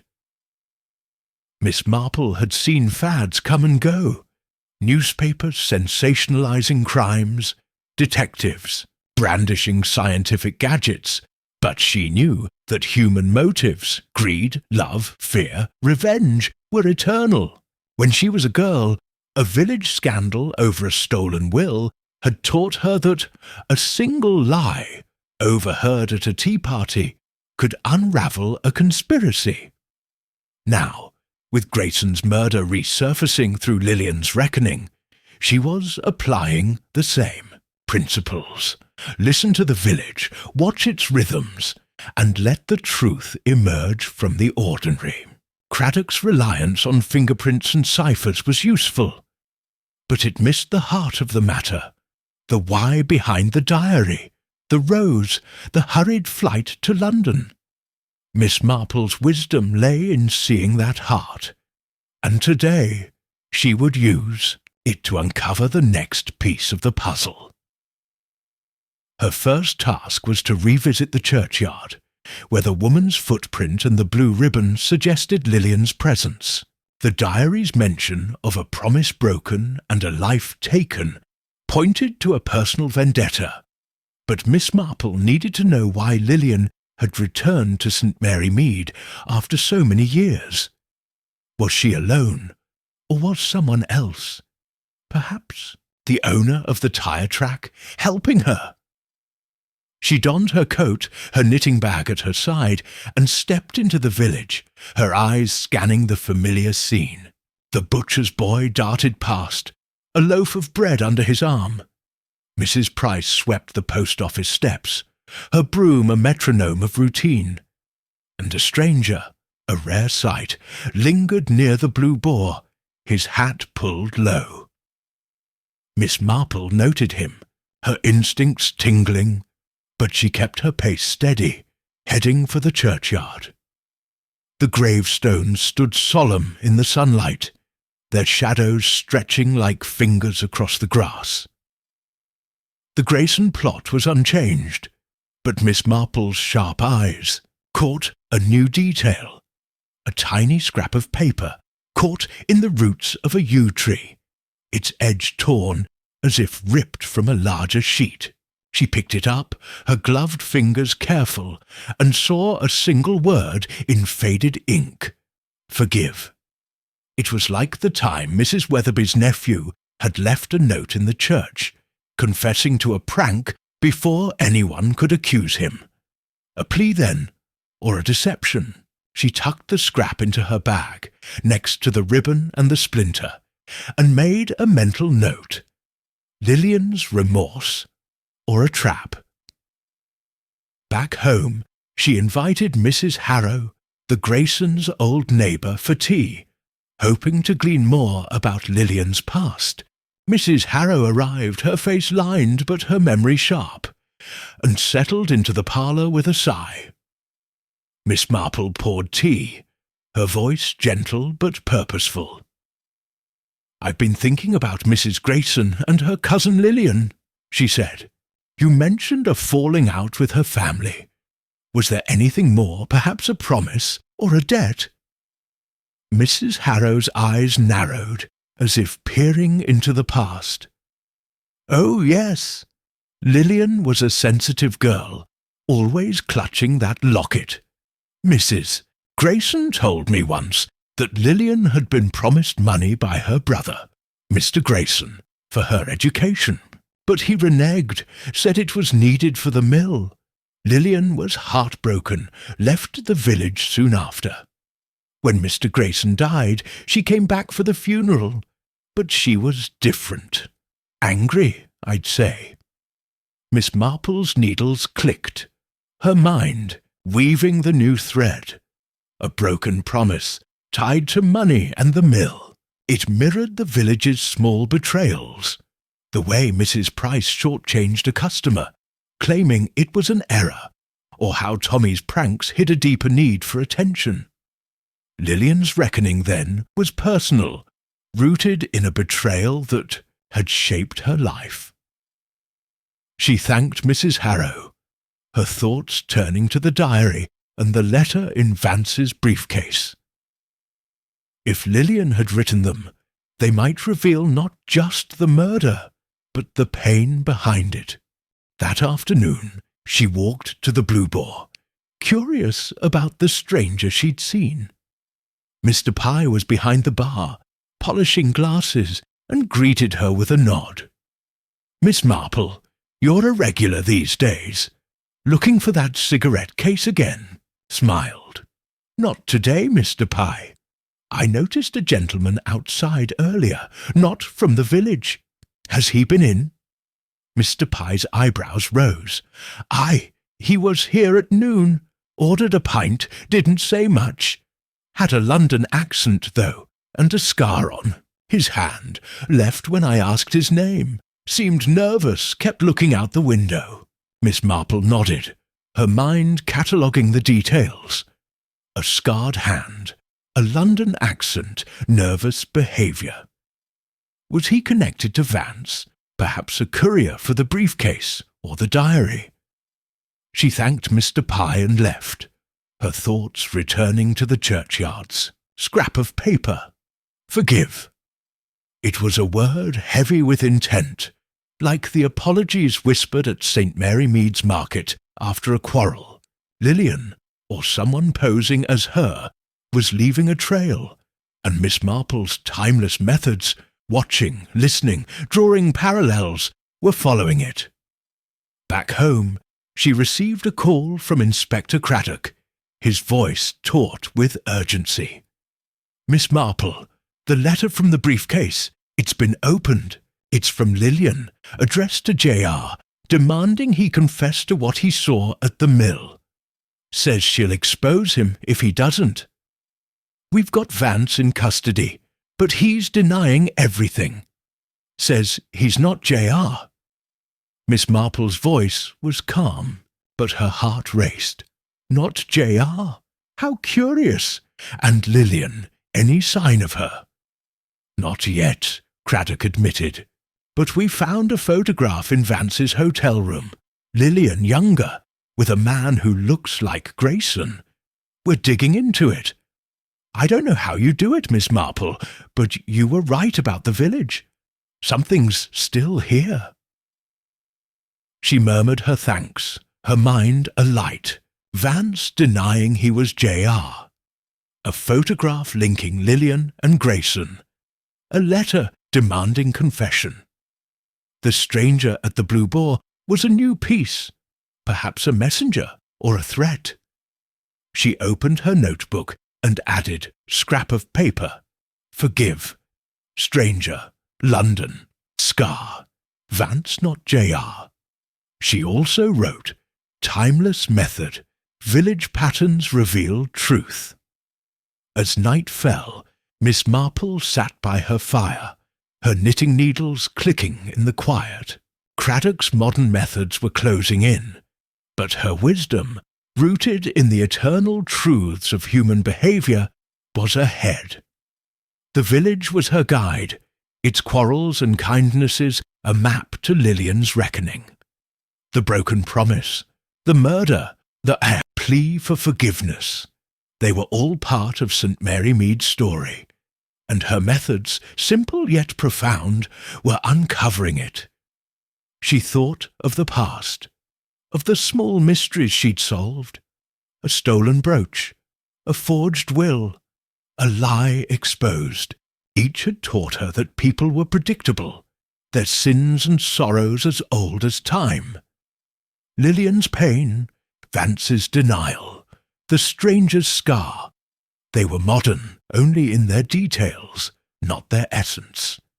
Her needles clicked on, a reminder that her wisdom was timeless, as relevant in the fog of 1938 as it would be in any age.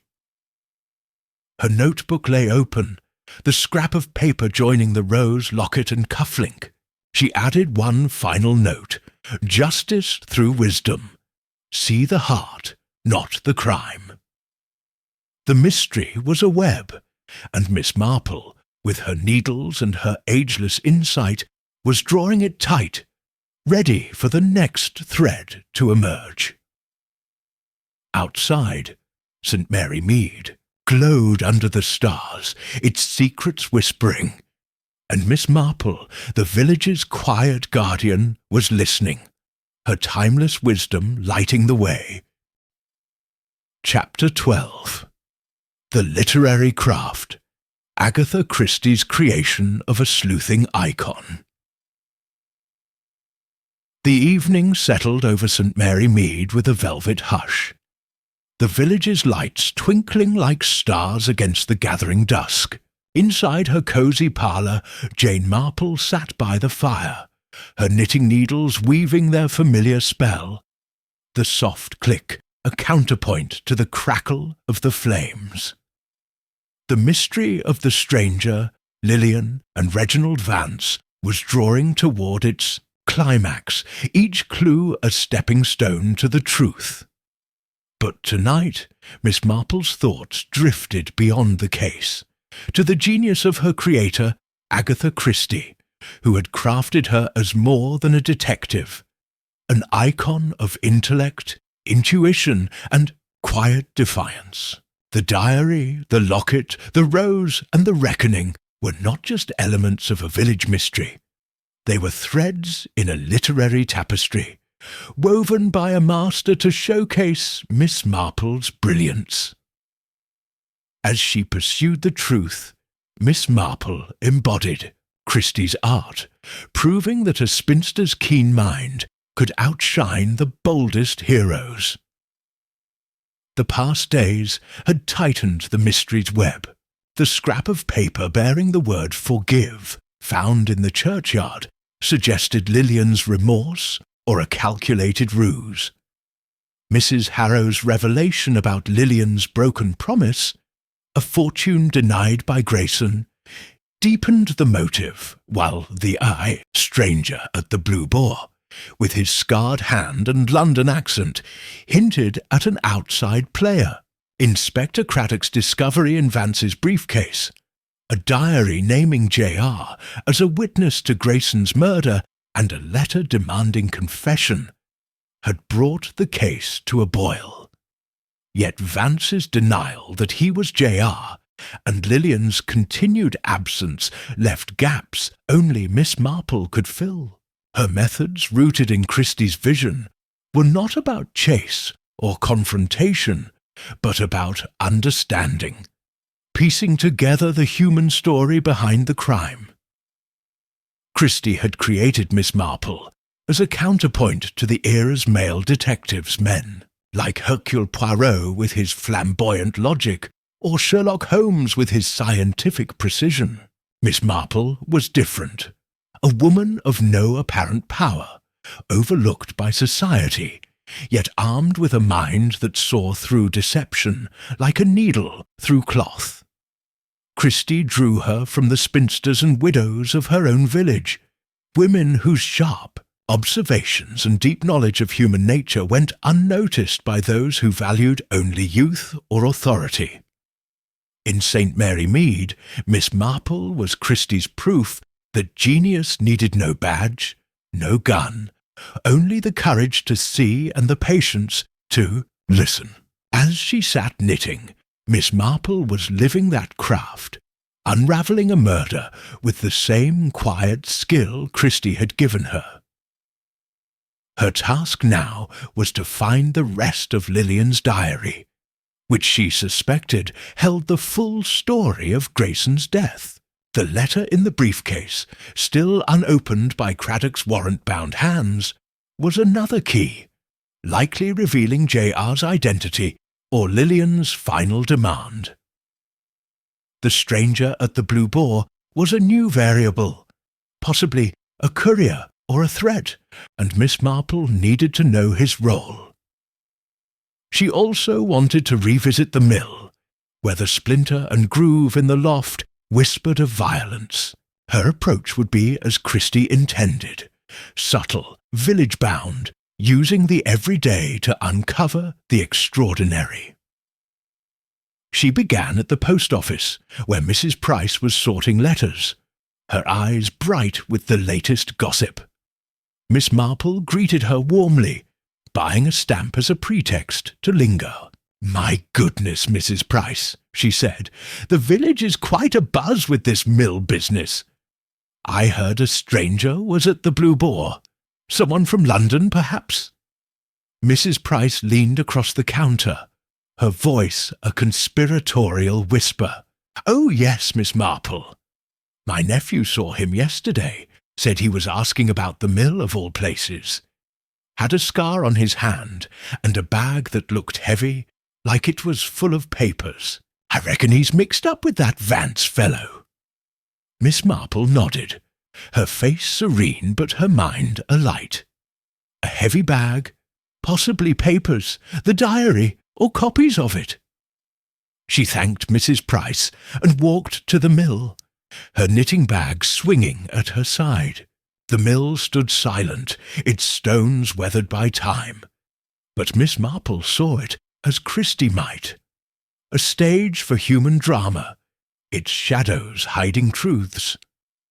She climbed to the loft again, her flashlight sweeping the beams.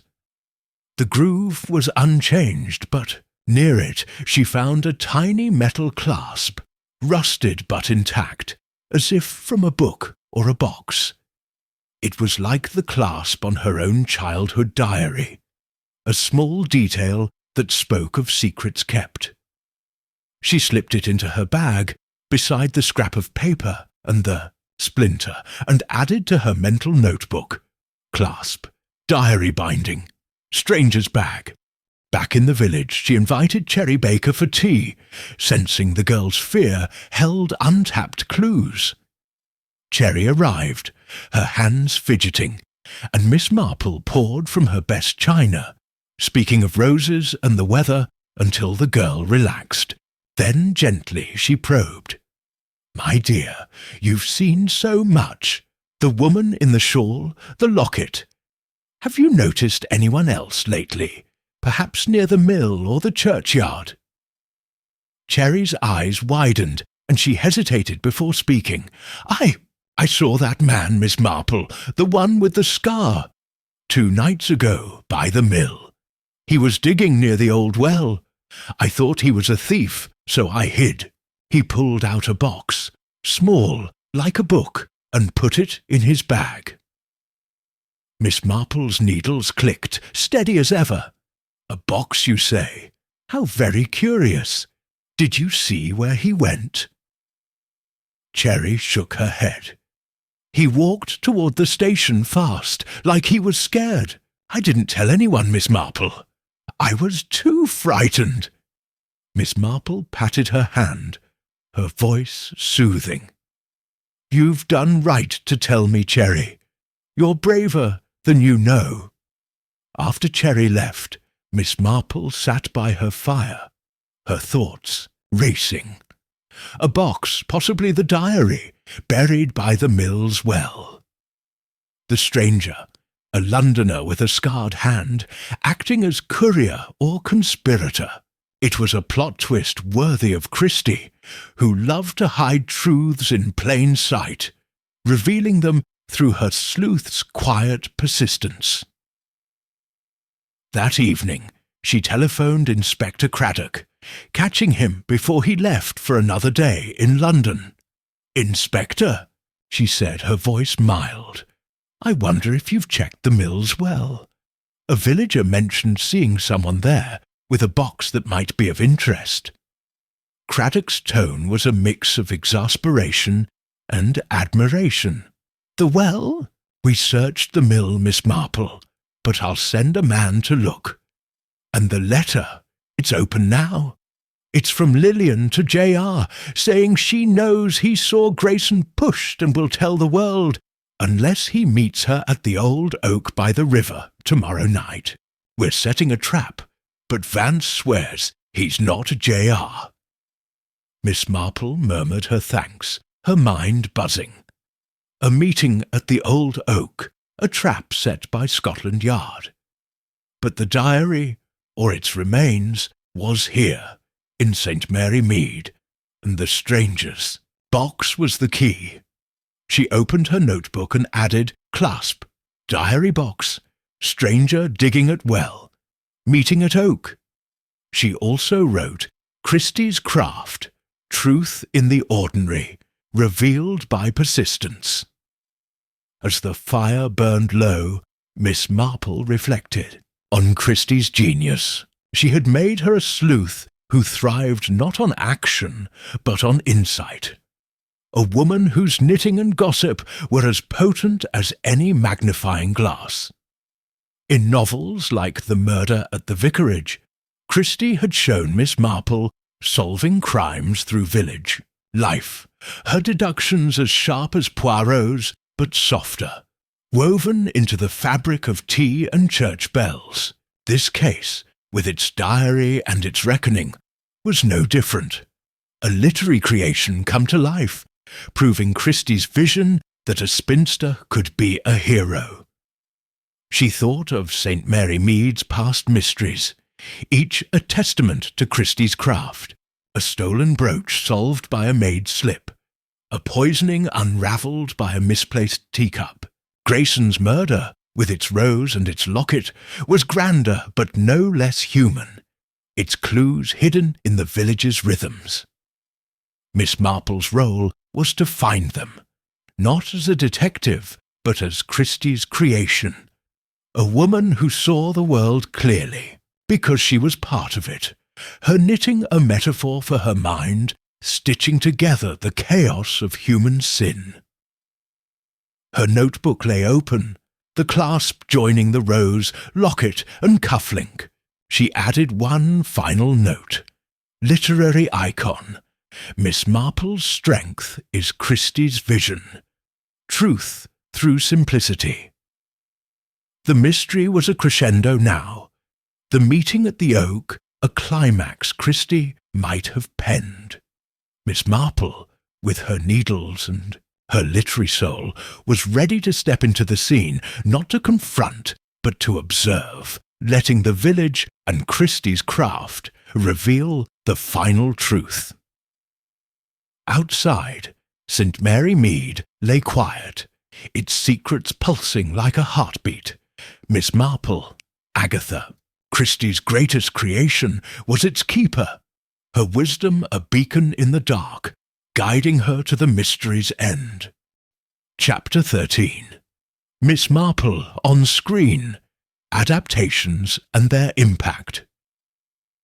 The twilight over St. Mary Mead was soft and golden, the village settling into its evening hush as lamplights flickered on, casting warm pools along High Street.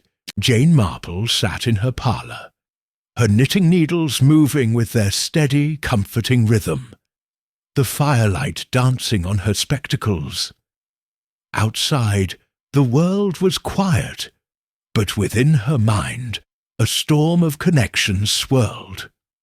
The mystery of the stranger, Lillian and Reginald Vance, was reaching its crescendo, with the meeting at the old oak by the river looming as a potential resolution, or a trap. Yet tonight, Miss Marple's thoughts turned to her own legacy, to the way her quiet brilliance had been captured on screen, bringing her methods to life for audiences far beyond St. Mary Mead. These adaptations, crafted by directors and actors, had shaped how the world saw her, and in this moment they mirrored her own quest to reveal truth through subtlety, to make the ordinary extraordinary.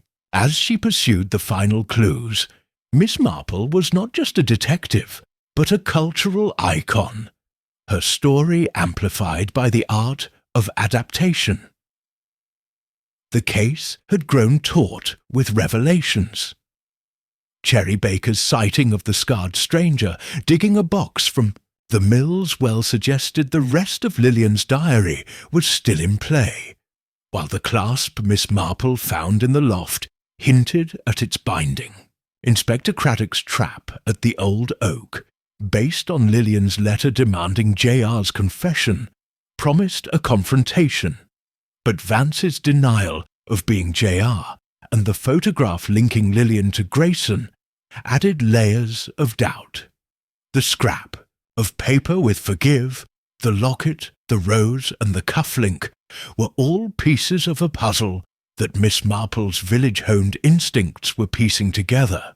Her methods, observation, patience, analogy had brought her this far. But the stranger's role and the diary's location were still shadows, and she needed to illuminate them before the oak meeting unfolded. Miss Marple's screen incarnations, from Margaret Rutherford's spirited sleuth to Joan Hickson's understated genius, had taught her something about perception.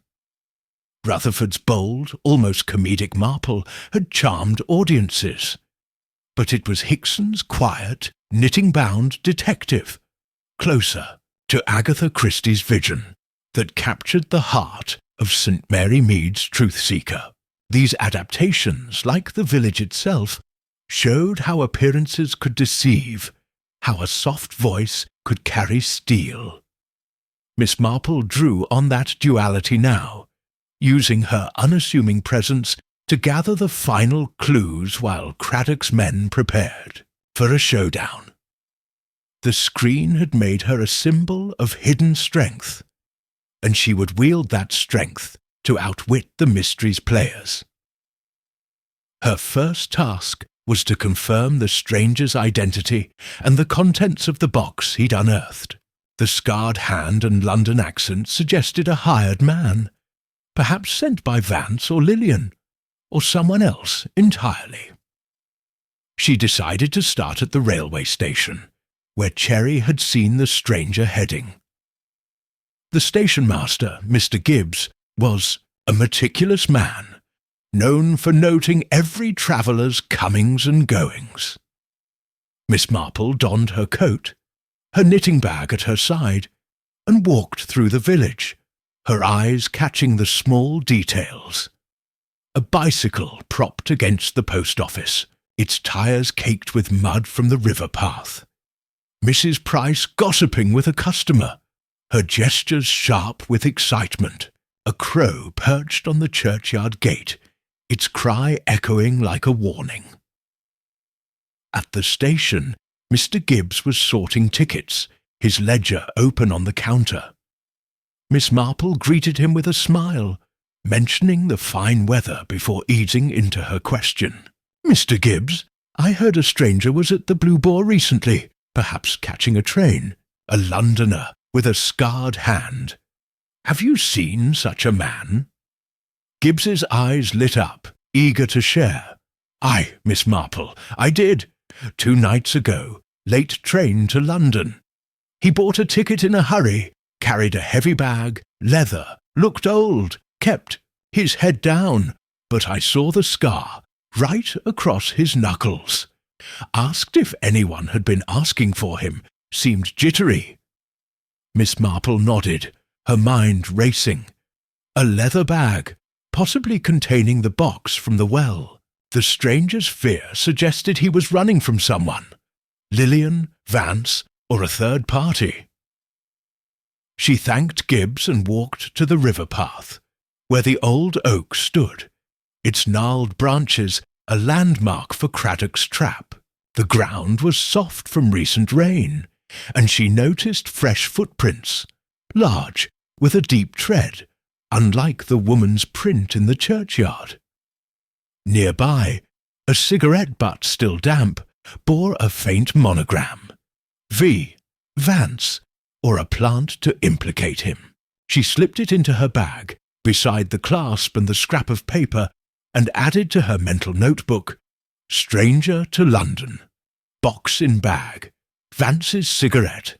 Back home, she invited Mrs. Bantry for tea, hoping to glean more about Vance's time at Gossington Hall." Dolly arrived, her usual exuberance tempered by the village's tension. "Jane, this mill business is like one of those films. All this talk of traps and diaries. I half expect to see you on the screen, knitting your way to victory." Miss Marple smiled, pouring tea. "The screen does love a mystery, Dolly. Speaking of Mr. Vance, did he ever mention a man with a scar, or perhaps papers he was expecting?" Dolly frowned, thinking. Not a scar, but he did get a telephone call one evening from London. Sounded cross, kept saying, "Get it done, or we're finished." I thought it was business, but he was pacing afterward, clutching that cigarette case of his. Miss Marple's needles clicked, her thoughts weaving. A London call, a demand to get it done. The stranger perhaps tasked with retrieving the diary. She thanked Dolly and sat alone, reflecting on her screen counterparts. Hickson's, Marple, with her gentle probing, had solved cases like "a murder is announced by letting others talk, their words betraying them." Miss Marple was doing the same, letting St. Mary Mead's voices, Gibbs, Dolly, Cherry, build the case while she remained the quiet centre. That evening, she telephoned Craddock, catching him as he finalised plans for the oak trap. "Inspector," she said, her voice mild, "I've heard of a stranger leaving by train with a leather bag. He may have the diary, or part of it, and there's a cigarette butt by the oak, marked with a V. It might be worth a look." Craddock's tone was weary, but grateful. "You're uncanny, Miss Marple. We're set for tonight. Men hidden by the oak, waiting for Lillian or J.R. Vance, is still in custody. But he's sticking to his story. He's not J.R. the diaries. Got us stumped. More pages missing, and the letters vague about where they are. Any ideas?" Miss Marple hesitated, then said, "Check the well again, Inspector. And the oak's roots. Places like that hold secrets, like a village holds gossip." After hanging up, she sat by her fire, her knitting resumed, her mind turning to the adaptations that had brought her to life. The screen had amplified Christie's vision, showing the world that a woman like Miss Marple, elderly, unassuming, could outwit killers with nothing but her intellect and her village. In The Body in the Library, her screen self had unravelled a murder by noticing a girl's bitten nails, a detail men overlooked. Now, with the cigarette butt and the stranger's bag, she was doing the same, using the small to conquer the large. Her notebook lay open, the cigarette butt added to her collection beside the rose, locket, and clasp. She wrote, "Strangers, bag, diary, cigarette butt, Vance or decoy, oak trap." She also noted screen legacy. Marple's subtlety triumphs. The mystery was a performance now. The oak meeting, a scene Christie might have scripted, with Miss Marple as the unseen director, guiding the players to their reveal. She thought of St. Mary Mead's past, of the mysteries she'd solved, each a chapter in Christie's canon, each a testament to her enduring relevance. The mill, the diary, the reckoning, they were her latest stage, and the adaptations had prepared the world to see her not as a relic, but as a force. Tonight, under the old oak, the truth would emerge, and Miss Marple, with her needles and her quiet power, would be there, in spirit if not in body, to witness it. Outside, the village held its breath, its secrets poised to spill. Miss Marple, the screen's quiet icon, was ready, her legacy as Christie's creation lighting the path to the mystery's end. Chapter 14. The Legacy of Miss Marple. Inspiring Modern Detectives. The morning light spilled over St. Mary Mead, bathing the village in a serene glow that belied the tension of the night before. The old oak by the river, where Inspector Craddock had set his trap, stood silent now, its branches swaying gently in the breeze. Jane Marple sat in her parlour, her knitting needles clicking with their familiar cadence, a cup of tea steaming beside her. The mystery of the stranger, Lillian and Reginald Vance, had reached its resolution, but its echoes lingered, not just in the village, but in the broader world, where Miss Marple's methods, quiet, intuitive, rooted in the human heart, continued to inspire detectives long after her time. As she reflected on the case's conclusion, she saw her legacy not in headlines or accolades, but in the timeless art of seeing truth, where others saw only shadows. The night at the old oak had been a triumph of patience and perception. Craddock's men, hidden in the underbrush, had waited as Lillian emerged from the darkness, her shawl tight around her shoulders, her face pale but resolute. She had come to meet J.R., expecting the witness to Grayson's murder, but instead the scarred stranger from the Blue Boar appeared, clutching the leather bag Cherry had seen him unearth. His name, Craddock later confirmed, was James Rourke, J.R., a former mill worker who had seen Grayson pushed from the loft by a business partner, Mr. Harrow. Years ago, Lillian's diary, recovered from the box in Rourke's bag, detailed her discovery of the truth. Harrow had killed Grayson to hide a debt, and Rourke, bribed into silence, had fled to London, haunted by guilt. Vance, it turned out, was a peripheral figure, a cousin of Harrow's who had stumbled onto Lillian's quest and tried to profit from it, leaving his cigarette case and cufflink as careless decoys. The letter in the briefcase, sealed with an L, was Lillian's ultimatum to Rourke, demanding he confess or face exposure. The rose, the locket, the scrap of paper with "forgive," they were Lillian's tributes to her brother Grayson and her plea for peace. At the Oak, Rourke had broken down, confessing to Craddock's men, while Lillian, tearful but unyielding, handed over the diary, her reckoning complete. Harrow, now elderly, was arrested at his home in Much Benham, his long-buried crime finally exposed. Miss Marple had not been at the Oak. She rarely was at such dramatic scenes, but her quiet work had made it possible. The cigarette butt, the clasp, the stranger's train ticket, Cherry's timid confessions. These were the threads she'd woven, guiding Craddock to the truth while he chased louder leads.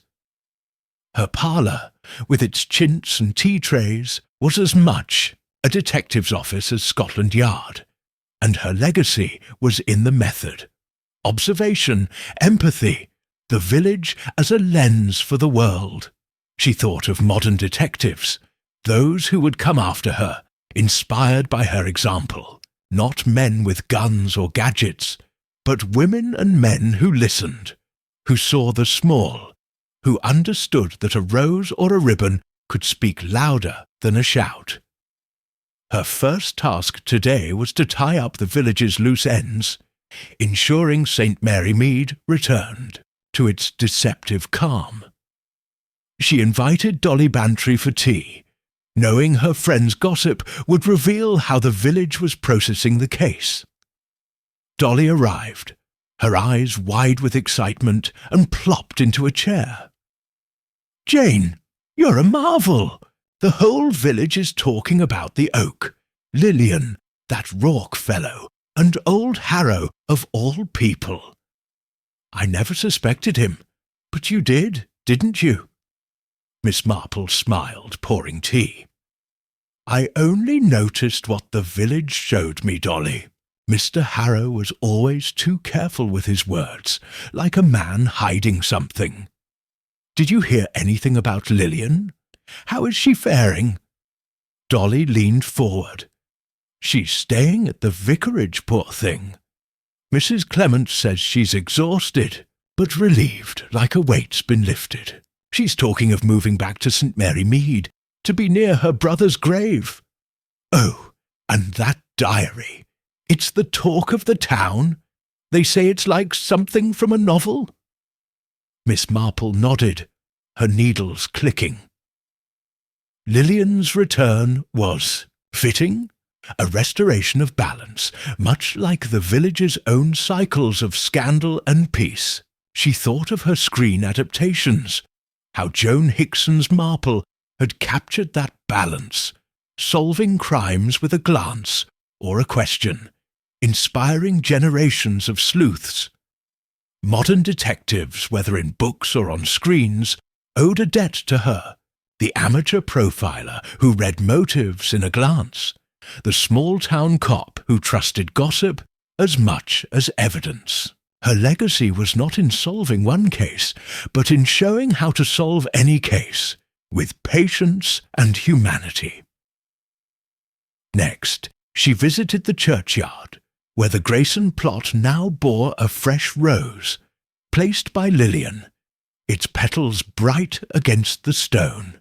Miss Marple paused, her eyes tracing the gravestone's weathered letters. The footprint, the ribbon, the scrap of forgive. They had been Lillian's dialogue with the past, and Miss Marple had heard it, just as she heard the village's whispers. She thought of future detectives, perhaps a young woman in a city, piecing together a crime with nothing but an overheard conversation, or a quiet scholar, finding murder in a misplaced book. Her methods, timeless, rooted in the everyday, would guide them as they had guided her. Back home, she received a call from Craddock, his voice warm with gratitude. "Miss Marple, we've wrapped it up. Harrow's confessed, Rourke's cooperating, and Lillian's free to go. The diary's with the courts now, but it's airtight. Grayson's murder, Harrow's motive, Rourke's silence. I don't know how you did it, but you pointed us to every clue, from the well to the oak." Miss Marple's voice was mild. "Oh, Inspector, I only listened to St. Mary Mead. The village always tells its stories, if you know how to hear them." He chuckled. "You're a legend, you know that. They'll be talking about this case for years, maybe even make a film about it." She smiled, her needles clicking. "A film? How amusing. I hope they get the roses right." After hanging up, she sat by her window, the village stretching out before her, peaceful yet ever watchful. Her notebook lay open, its pages a chronicle of the case. The rose, the locket, the cufflink, the clasp, the cigarette butt, the scrap of forgive. She added, a final entry, case closed, Lillian's peace restored. Legacy, see the small, hear the quiet. She also wrote, modern detectives, Marple's heirs, truth in the everyday.